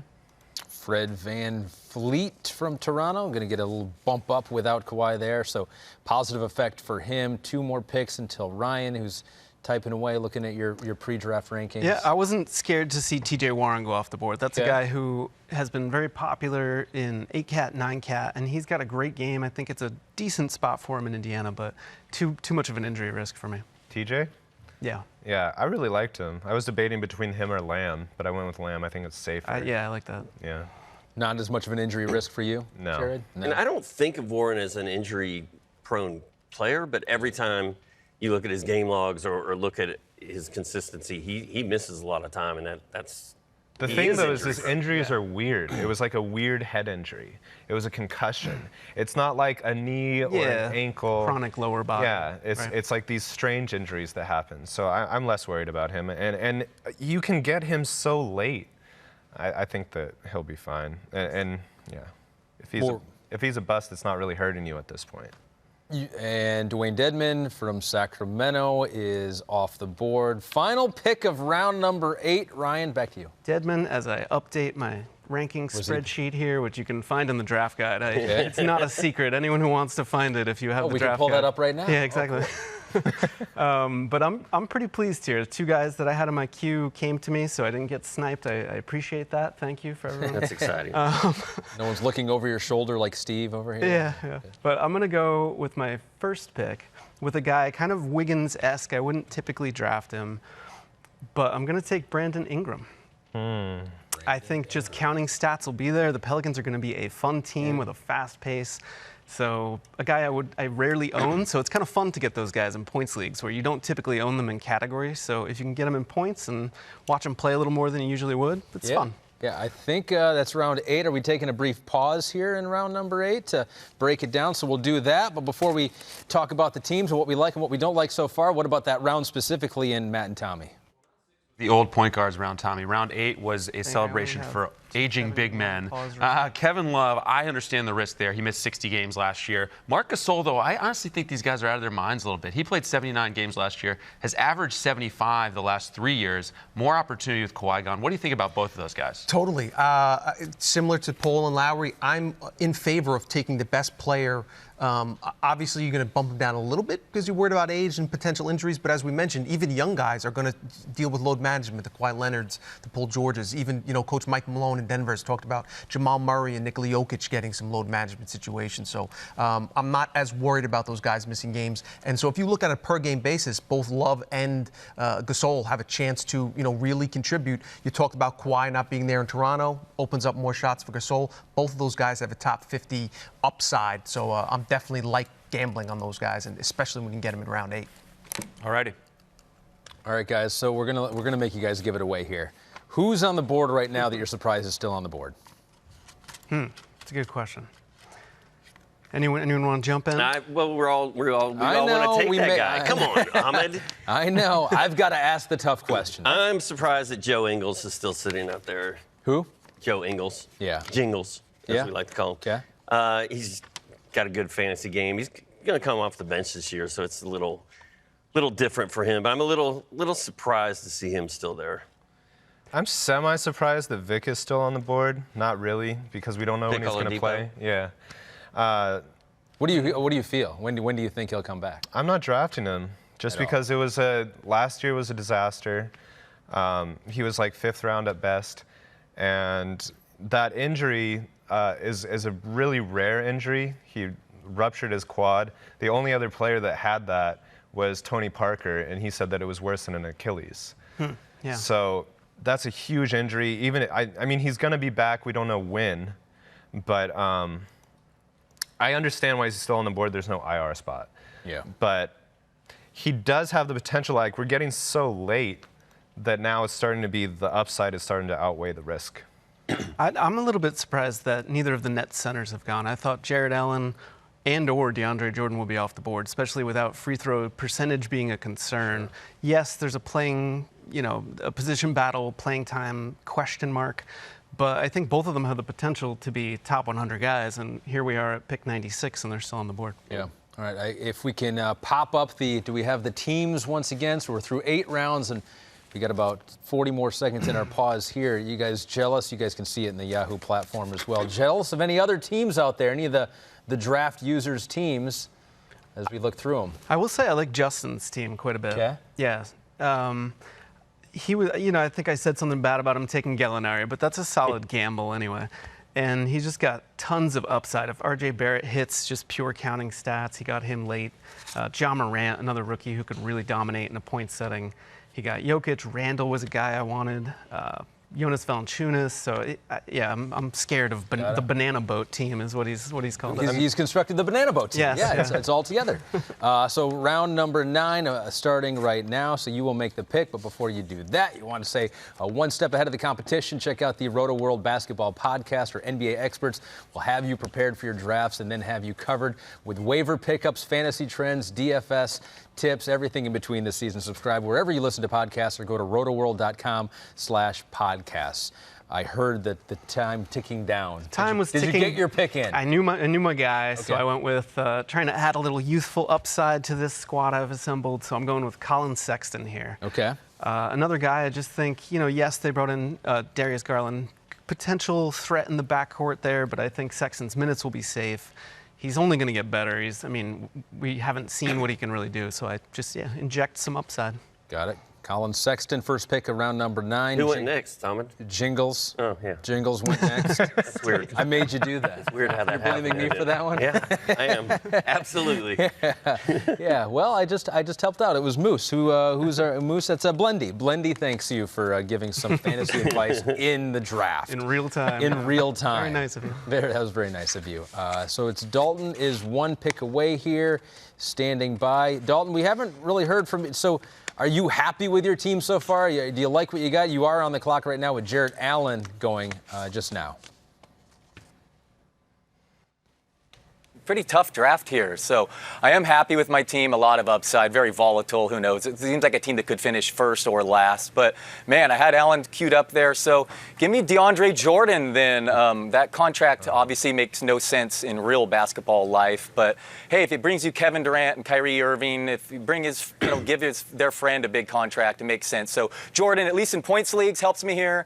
I don't believe that free throw shooting the final month was going to be sustainable. So I needed a big man anyway, but I was swooped right before. But I'll settle for his teammate, DeAndre Jordan. All right, so information that you're giving away too, Ryan. Our own guys are taking it. And Dalton, real quick, am I hearing this right? You almost got auto-drafted last round?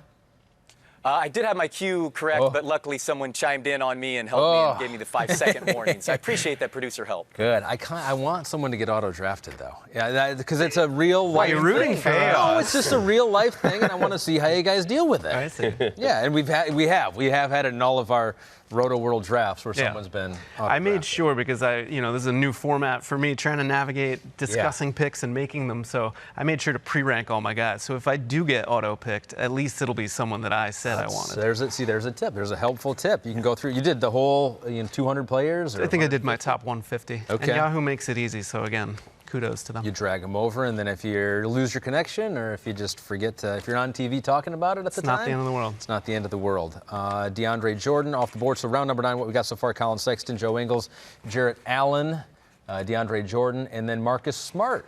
I like the 101. I like the fact that Allen and Jordan went back to back. Right like, after I mentioned the way it should be. I think I would take Jordan over Allen though. In a points league for sure. Yeah. Yeah. Why do you say that? Because he's just going to get more counting stats than Jarrett, in my opinion, and his free throw percentage does not matter. And he's probably going to start. Yeah. He's probably going to get more minutes. I mean, I just feel like they're going to ride Jordan. And I think even 25 for Jordan, he's still going to be a double-double threat. If he's just at 25 minutes a night, I think it's still there. So I would rank him, especially in a points league, DJ over Jarrett Allen. Doc, you're 2 picks away. Marcus Smart. Any thoughts on Marcus Smart going at 101 here? Not in a points league for me. He's a guy who gets steals, he gets threes. It helps that his brutal field goal percentage won't hurt you in this format. But I just don't love it. I think he could start at shooting guard even if Jaylen Brown comes off the bench. Either way, he should get 30+ minutes. But just a guy whose ceiling doesn't seem that high to me. Am I wrong? Do you see him taking the next step, or is this it? No, I think you're right. I'm with you. Yeah. Jared's with you. I'm not feeling that. Kyle Kuzma just went. Kyle He would go Kuzma. a lot higher weren't if it hurt. wasn't for a guy He named thinks he can Anthony be. He said he Davis. can be the number 3 scoring option there. He thinks behind AD. There went and Gary Harris. I'm kind of LeBron. interested in him. Gary Harris went 1. Ryan and I were pretty high on him last year, and he destroyed us. Yeah, he was brutal. But at this late, it's pure upside picks, so I think that's fine. All right, Steve, you got about 48 seconds. What are you thinking? I need a small forward. To me, the one on the board that looks like the best player out there is Harrison Barnes. Thankfully, he plays for Sacramento now and not Dallas, or I would have some serious issues. I'm looking at Jaylen Brown as well, Shetty Osman, who I like in Cleveland, but I'm going to go ahead and go with Harry Barnes. Harry B, as we call him over at Rotoworld. Harrison Barnes. Pretty safe pick. Safe pick. It does seem like we know what we're going to get with Harrison, although his scoring has declined. But it seems like we kind of, in round number 9, you kind of know what you're going to get. Yeah. Is that what you feel good about? Just I know what just plug him in. He's and going to be forget it? solid. He's going to play. He's going to Yeah. score. Yeah. That's basically it. Again, not one of those guys that the draft room goes, oh no, I missed out on Harrison. No, Barnes." he's not going to get a lot of cheering for And that you, one. you A lot don't of boos. necessarily, you're not excited to take players like that, right? In round number 9, do you normally like high upside more? You don't know the ceiling as you get later in the drafts? Yeah, but I already kind of did that with DeLon Wright, and I'm kind of mad I took Wiggins instead of Bridges, looking back on it, because that would have been a nice back-to-back snipe on the room. But Wiggins will be solid. Justice Winslow is off the board at 105. I like Winslow. You do? I do. I think he's underrated last year. There's Derek White. DeJounte's. Oh, there's the side. Yeah. DeJounte's I didn't think they were going to take White from me. nemesis. He's kind of, because in a points league, he's not as valuable, but he's still nice, man. I think that Derek White is a really underrated player. Same here. And he's a guy I was surprised on the board, but I decided not to mention after Well, after that last round in the hopes that he would fall to me. Okay, I'm gonna that keep a actually made couple it to easier myself. for me. That made it easier for me. You're on So the thank clock. you for the person that took Derek White. With this pick, I am going to go with, it's kind of a positional need pick, but I also think that he's the best player still on the board, excluding Vic. But I'm going to go with Larry Nance Jr. I think that he's set up for a great season in Cleveland. He's going to start. And traditionally, this is a mid-round player in a category league. In a points league, you can see how far he drops. But still, I think that he's going to hit value. I think he's going to be better than where I'm drafting him at. Larry Nance Jr., the final pick of round number 9. Matt and Tommy, what do you think? Tommy was nodding his head in approval at the Larry Nance pick. Big fan of Larry Nance pick, Tommy. I think it's a great pick, especially this late in the draft. Nance kind of flies under the radar. He's kind of a poor man's Draymond Green in terms of he contributes across the board. Won't have ridiculously high stats in any one category, but get you points, rebounds, assists. Even on those bad teams, you're going to need somebody needs to score, somebody needs to rebound the basketball. So yes, Nance. You can check out our draft guide, Rotoworld draft guide. We have columns up for all the sleepers, etc., team previews, and Nance was definitely a guy that I had projected as one of my favorite sleepers. So to get him after pick 100 is a great value. Ryan, you also started that round in Cleveland. I think you set out to get the Cavs point guard. I hate to break it to you. I think you got the Cavs undersized shooting guard in Colin Sexton. Darius Garland would have been the pick for me there. Or if you're going to take a Cavs point guard. I thought we had nobody auto-picked, but I assumed that Sexton pick was auto-picked. That's the only explanation or rationale for it. Yes, I think Garland can get a couple rounds later. I'd prefer him to Sexton based on the value and return, ADP, etc. All right, gentlemen, back to you. All right, do you want to retort to that? Well, it seems unfair that they could take pot shots. I'm used to drafting with these guys where we could give back as good as we Clean, get. there's nothing we got on them over there, yeah. But no, I'm confident. I mean, I think Sexton, he's a young guard. Hey, there's 2 positions in the backcourt. So whether you call him a point guard or a shooting guard, yeah, I'll take him. I'm actually pretty mad that they talked about Garland because I was hoping he was going to fall and I wasn't going to take him, but now I'm going to take him because he's on everyone's radar. This is the 10th round. It's pure upside. I know that I'm going to have to be patient with him, but I think that he has the tools to have a great season. Darius Garland expected to start in the backcourt, right? That's what we're thinking? He's Yep, starting small backcourt, Got Portland backcourt in Cleveland. I think they have to, yeah. Okay, so Garland, first pick of round number 10. We have a couple I just got questions 2 here. Cleveland players. I don't know how I feel about that. You're assembling your own team. Has anyone ever assembled like an entire team? I think that would be something to strive for. Maybe. I think Alex has done that with one of his 30 teams that he's got. Right. Well, in baseball, Probability. I usually have like 7 Braves. Stack 'em. Braves. Good luck tonight, by the way. Thank you. Okay, taking on the Houston Astros. Thank you. We do have some questions from you guys out there. One of the questions we got from BAG24 in a points league, going back to the top here. Okay, so say you have pick number 2. You take AD, you take Harden, or do you take Towns?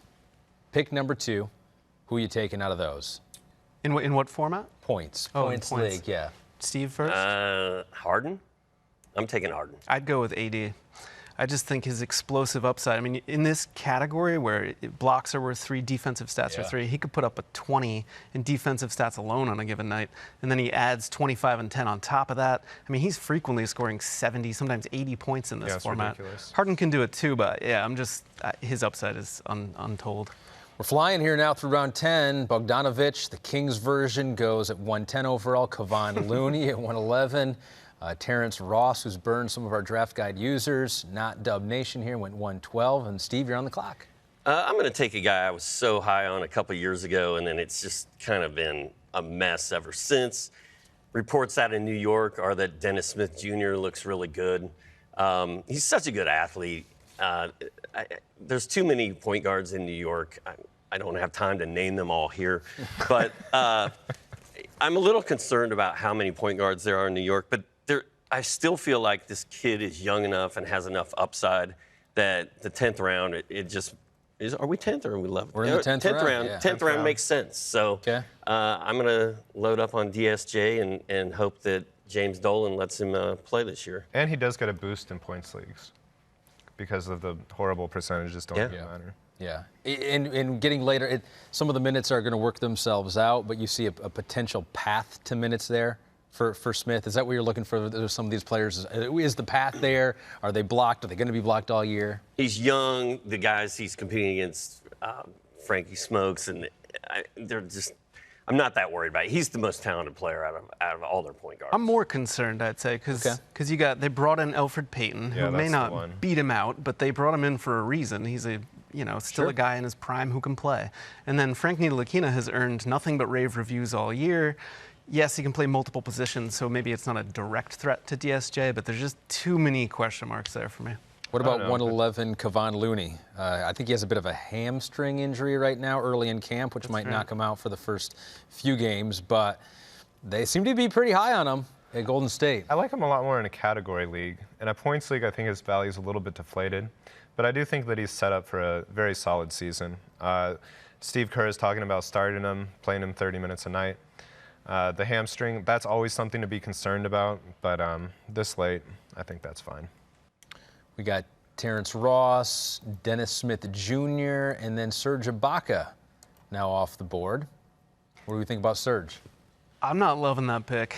He's a guy who, Collins. always thrives on blocks, good free throw shooter. So from a big man perspective, usually you like that in category-based leagues. Yeah. For points, I just don't really see it. I think he's going to be splitting minutes. He plays mostly 5 in Toronto these days. So is he splitting minutes with Marc Gasol? Maybe he gets a handful of power forward again, but just not a real opportunity for him. So I think at this point in the draft, as you said earlier, I think it's easier to target high upside guys. Guys you don't know. If you take a swing at pick 120 and you miss, it's not a big deal. Yeah, I think Serge is more of a safe late rounder in a category league, but and not in a points. Maybe based on Raphael's team, it made sense. But the pick right after Serge, Zach Collins, is more of that guy who is very productive in a few minutes, and if he gets more minutes, then I think Zach Collins on everyone's sleeper list this season, so no one's really sleeping on him, but you can get him around 9 or 10.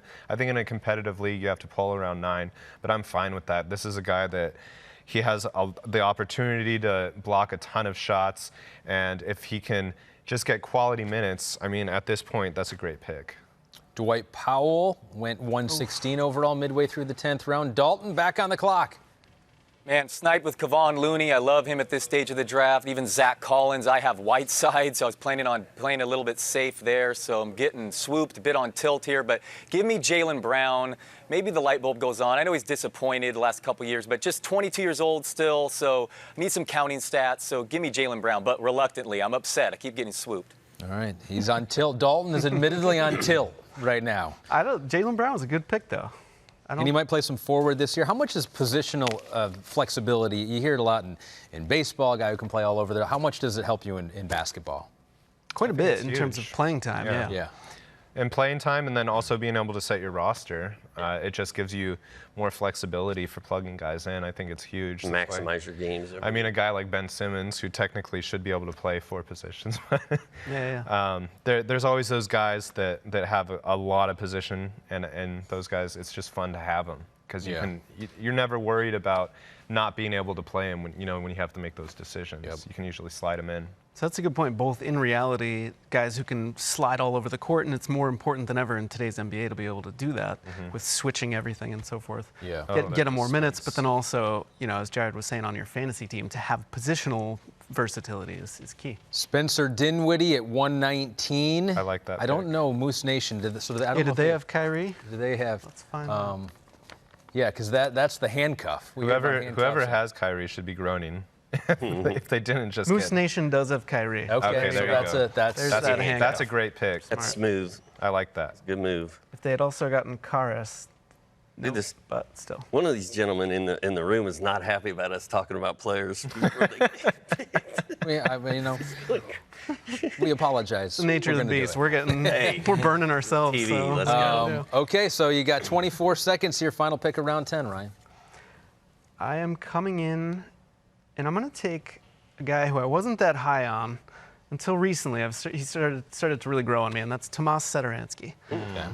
I'm a little bit worried because the Bulls do not have a good playoff schedule in this league. They are the only team, in fact, with 9 games during the span when we will have our fantasy playoffs. But then again, I'm not going to be relying on Tomas Satoransky to put me over the top. So that's true. I'll take him. The Bulls. You're not worried about the 34 point guards on that team? A little bit, but the Bulls, to that point, just said into the positional versatility that he can play 3 different positions. We've seen him play multiple positions in Washington, so I think it's very realistic. It's not just lip service. He's going to be on the court, and who knows if and when they unleash Kobe White. So I think he's got a good early season runway to establish himself. So, I'm going to go with him. So that is round 10. You can make your other pick. Let's not talk about it yet because we got to get Matt and Tommy's opinions. I'm going to roll the dice. Hold on. Oh, boy. We're rolling the dice. We've thrown a couple jabs at Dr. A throughout this draft, so I think we need to give props here because the DSJ pick, in addition to being his 11th current or former Maverick, was actually a really good points league pick, I think, Tommy. I like Dennis Smith Jr. a lot in the points league. Turnovers has been a concern throughout his career. Ryan did bring up the point that Ntilikina and Elfrid Payton are going to fight him for minutes, but I think DSJ is the inside track. Remember, they gave up a lot for Kristaps Porzingis. They have a vested interest in making sure Dennis Smith Jr. looks as good as possible. Meanwhile, old dude Serge Ibaka, who's actually 29 years old, went in that round. I really think that's actually a good 8 or 9 category pick or points league pick. Agreed. He's been productive. He's been consistent. Again, there's a lot of offensive pie that needs to be spread out with Kawhi Leonard not in Toronto. Another guy, Ibaka, is a free agent at the end of the season, so he's going to be motivated to prove that he has one more decent contract left in him. So I like that pick as well. All right, Ahmed. All right, thank you, guys. So we're playing for pride all the time, and sometimes you play for money, or you play for a trophy, and finally we have a fantasy basketball trophy worthy of a hard-fought victory. All trophies include free engraving, free shipping. You can use the promo code Rotoworld for a free championship ring, also valued at $59 with any trophy purchase. Visit TrophySmack.com/Rotoworld to upgrade your league today. You can do it, and then you play for that. You see it right in front of the desk. And I've got good news, guys. You're actually playing for that this year. Whoever wins this league, between the 4 experts and the 8 draft guide users, you get to hoist that thing. I like that. That's big, too. That's not a camera trick. That's a giant trophy. Do you have room for it? Looks like it weighs a lot. Where would you put it? Dalton, you're on the clock. Do you have room for a trophy if you win? my mantle. But well, it's this time of stage for some late round flyers. Give me Dwayne Bacon on plenty of sleeper lists. Sometimes it's good to be on a bad team. Charlotte Hornets, a lot of scoring opportunities will be there. So yeah, I think we're into the bench stage of this draft, and this is going to help me add to that mantle. I need that trophy. Dwayne Bacon. Dwayne Bacon hoping to bring home the bacon and the trophy for Dalton Del Don. Your first pick of the 11th round, we didn't talk about it, Will Barton. Yeah, I think he's poised for a bounce back. As we mentioned, Gary Harris was another guy on the Nuggets who disappointed last year. But I think Barton's in a fine spot. He was hurt last year, admitted that he wasn't really used to being injured, so his rehab wasn't as efficient as it could have been. But I think he's poised for a bounce back year. And at this stage, I mean, 120, there's really no risk. I think that's his floor at worst. So I had my eye on him. The only thing that had me nervous is that he's been being limited at camp with the undisclosed injury. Yeah. So that's concerning. And the hip issues for a guy that relies on his athleticism like Barton. But, I mean, I love him. He's a guy that was going he has top 30 upside, and at this point, why not? What do you guys think of Alex Len, who also went, and Patrick Beverley? I've got an open center spot, and I was going to plug Len in there, and now I can't do that. So that's why I was over here signing. Work out a trade. You can always work out a trade. Yeah, Len is solid.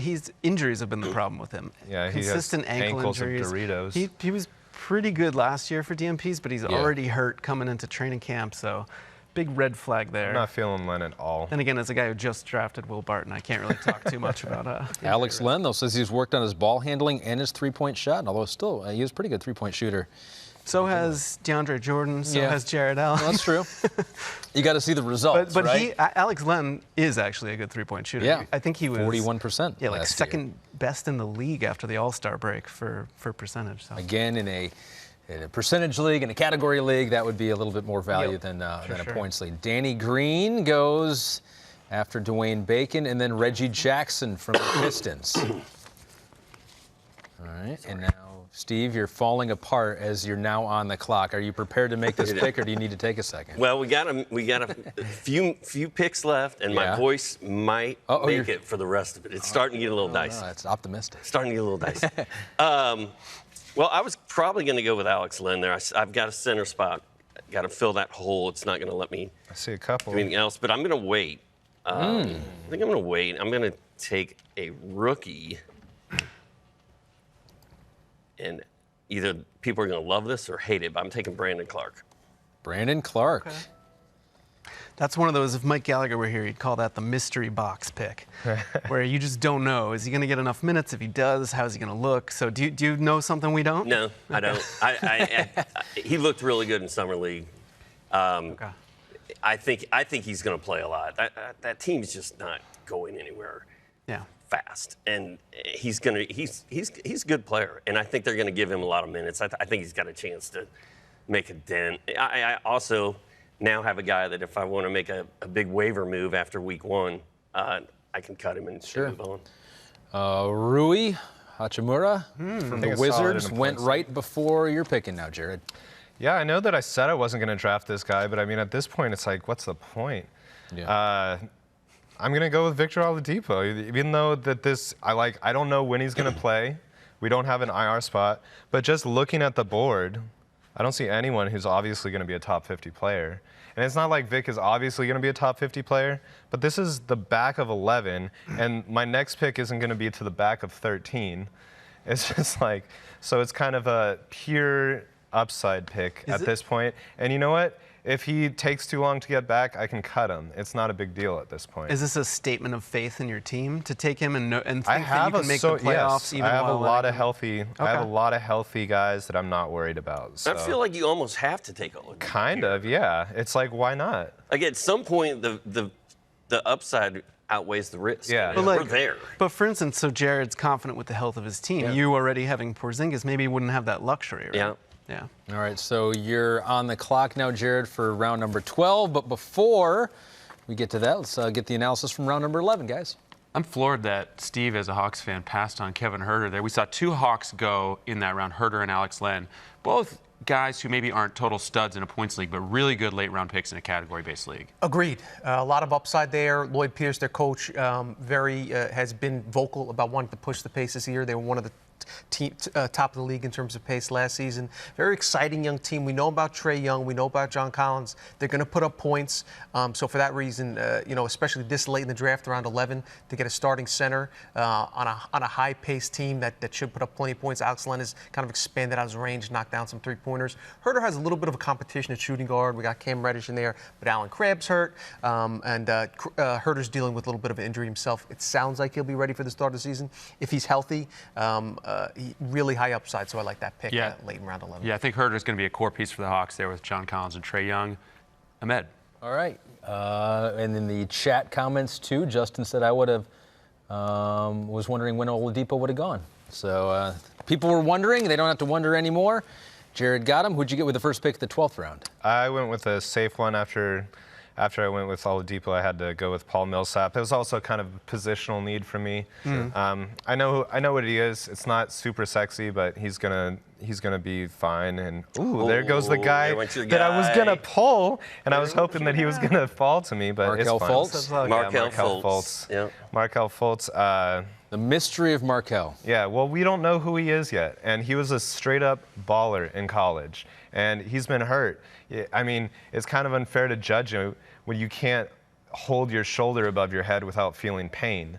So now he's supposedly healthy. This is really his first opportunity. It wasn't a good fit in Philly next to Ben Simmons.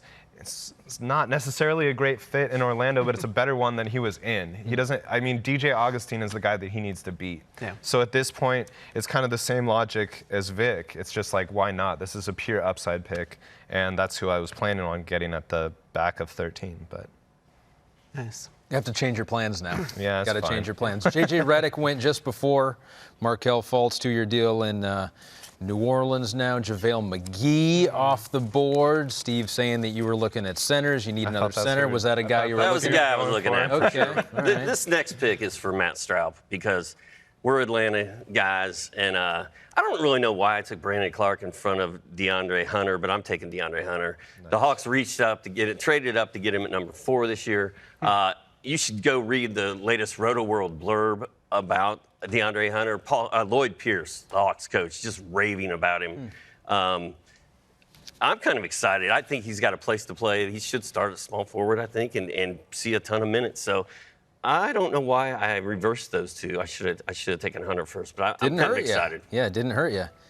And always knowing that, too, where your co-managers and where your friends live and who their favorite teams are could influence their picks, but Jerry would have taken him sooner. DeAndre Hunter goes to Steve there midway and through I still need a round center. number 12, and now you still need a center. You could just punt the position.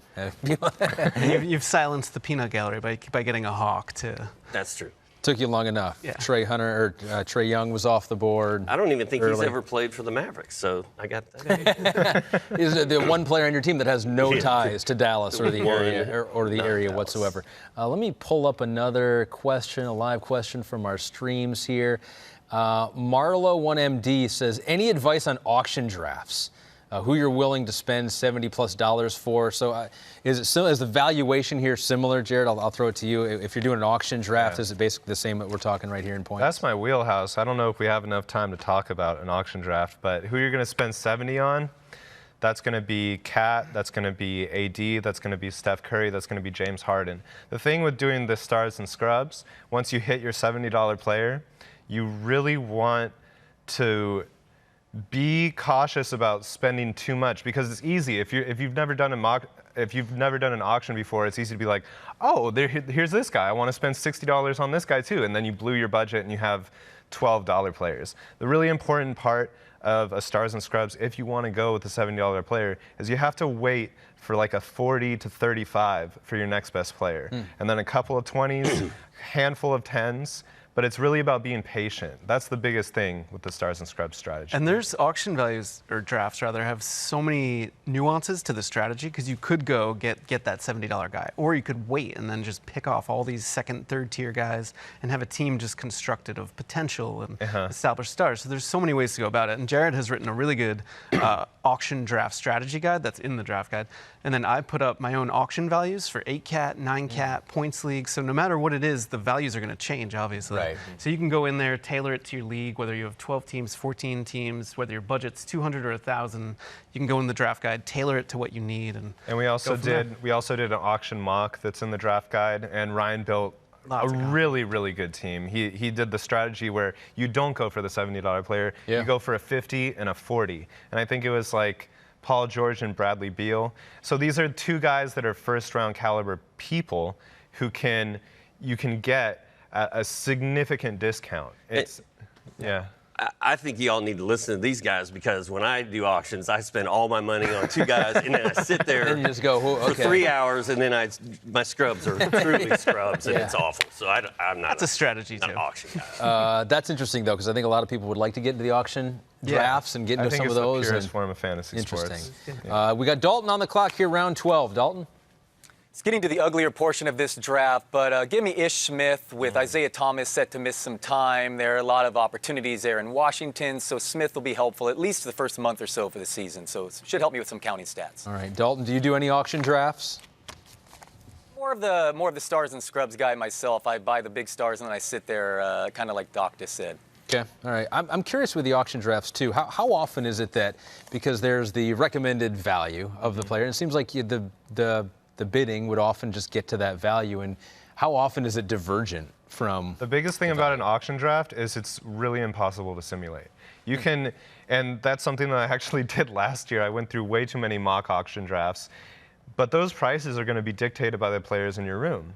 So a guy like, I think, Wendell Carter, he's averaging like $6, but it's easy to see him going 15, 20 in a competitive league. It just completely depends. So you can't be confident that you're going to get these lower average. I mean, maybe if you're playing with a bunch of guys who don't know what they're doing, you can be confident that you're going to get this. But if you're in a competitive league, that's why it's so important to hit I like to have 5 targets. I hit my 5 targets. There are different price valuations, but you want your 5 guys. And then, because the dollar players, you're going to hit on 1, maybe 2. Yeah. But you want your base. And I think also the deeper the league, the more advantageous a stars and scrubs strategy is, because you don't want to be that team who's just averagely good. You want your stars, because the deeper the league, the more important that is. Interesting. It's also key to me in auction leagues. People tend to say, oh, well, Giannis costs 72, and then I'm getting so-and-so for 28.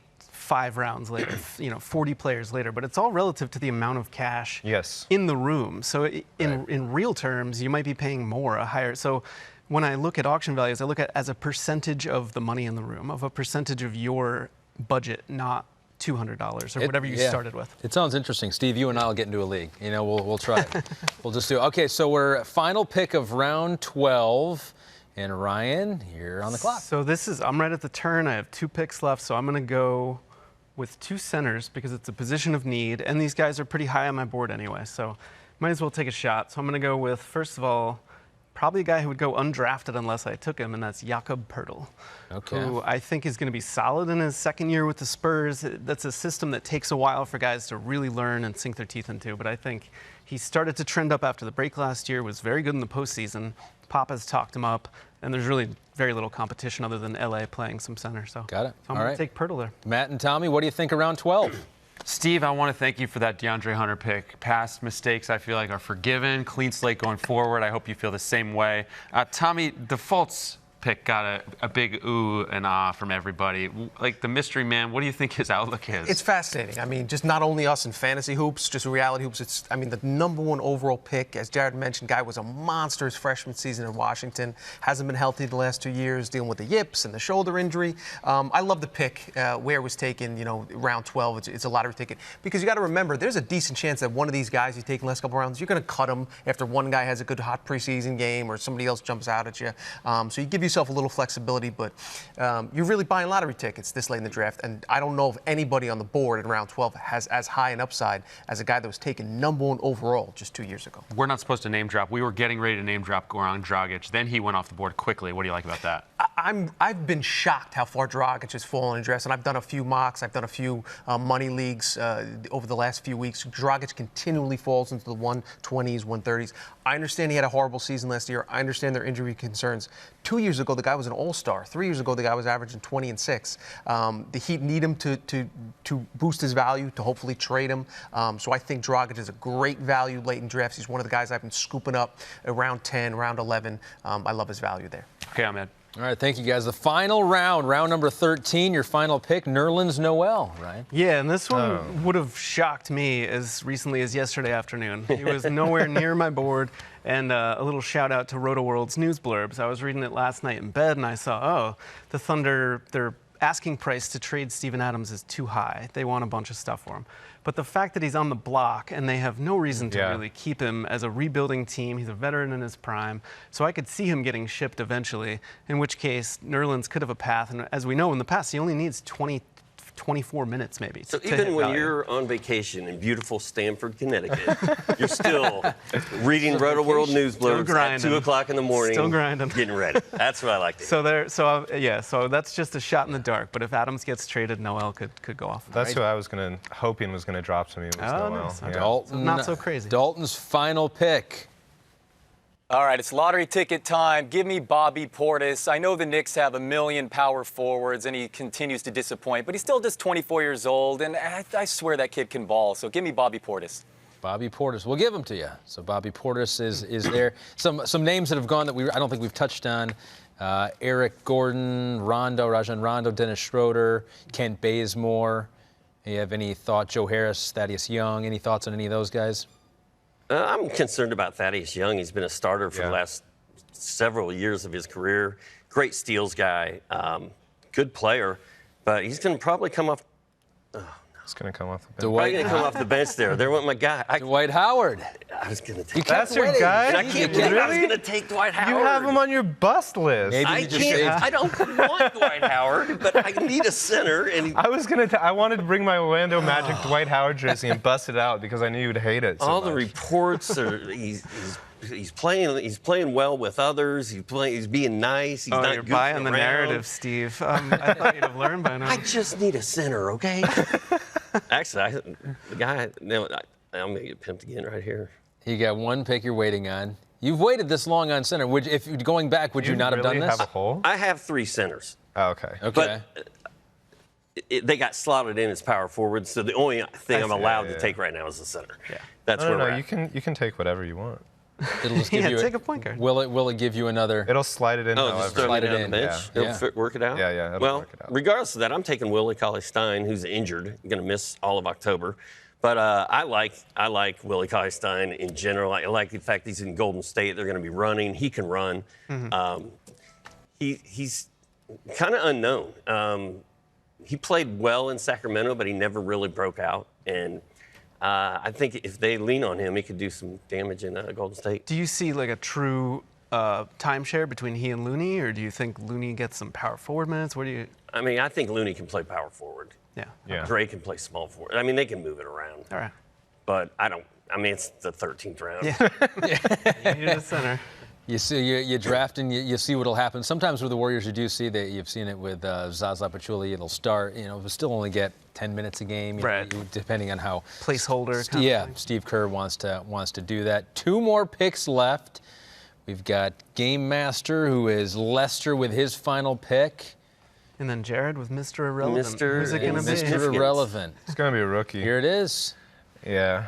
I'm going to go with the highest rookie still on the board. And I don't know about his path to minutes, but I think that Jarrett Culver is a guy that a lot of people are sleeping on. Nice. I mean, I like his college. I like what he did in college.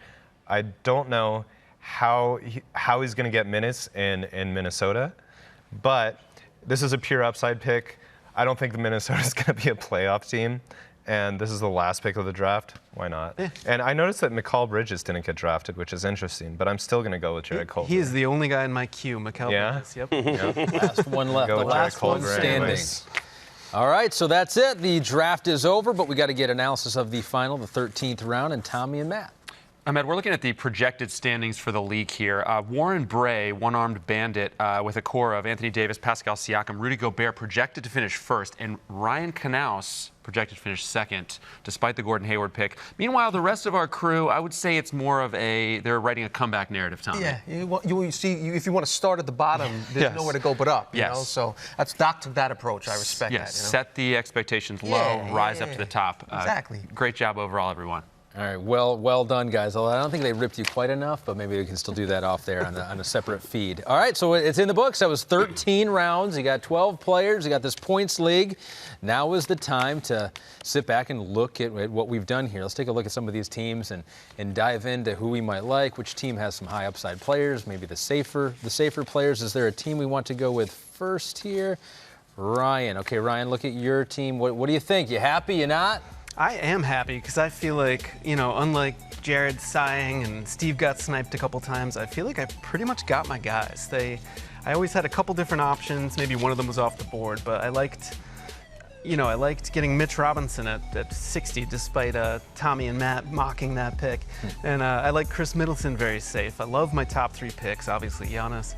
And then I got some upside guys. Brandon Ingram, maybe he breaks out. You don't have to worry about his bad categories like free throw shooting. Colin Sexton, I enjoy that as an upside pick. Tomas Satoransky. And then a little bit of risk with Barton as a bounce back guy and a couple big men who could have big years. All right, I give you a B+. Thank you. I have something to shoot for, but I'll give you a B+ on that one.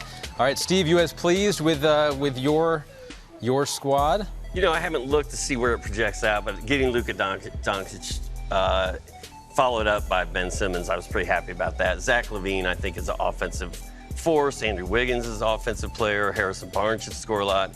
And this league is all about scoring. I think my finish probably depends on Porzingis. If Kristaps Porzingis has a great year and stays healthy and plays 65 games, I think I got a chance. If he plays 45 games, it's gonna be a rough road. You said you didn't know where you ranked. Well, Yahoo has you ranked 10th out of 12. So yes, it's okay. I'm 9. They're sleeping on you here. All right, Jared, what do you think?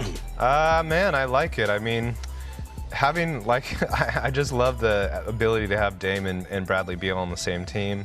I love having Capella in a points league. Well, I love having him everywhere. And I think that Lamb is going to have a great year. I think he's seriously underrated. I think the most underrated player on my team is Kelly Oubre Jr. He's my favorite breakout candidate. I'm taking him round 6 pretty much everywhere. He was top 25 after the break last year. They lost TJ Warren. They need a guy. He's going to start.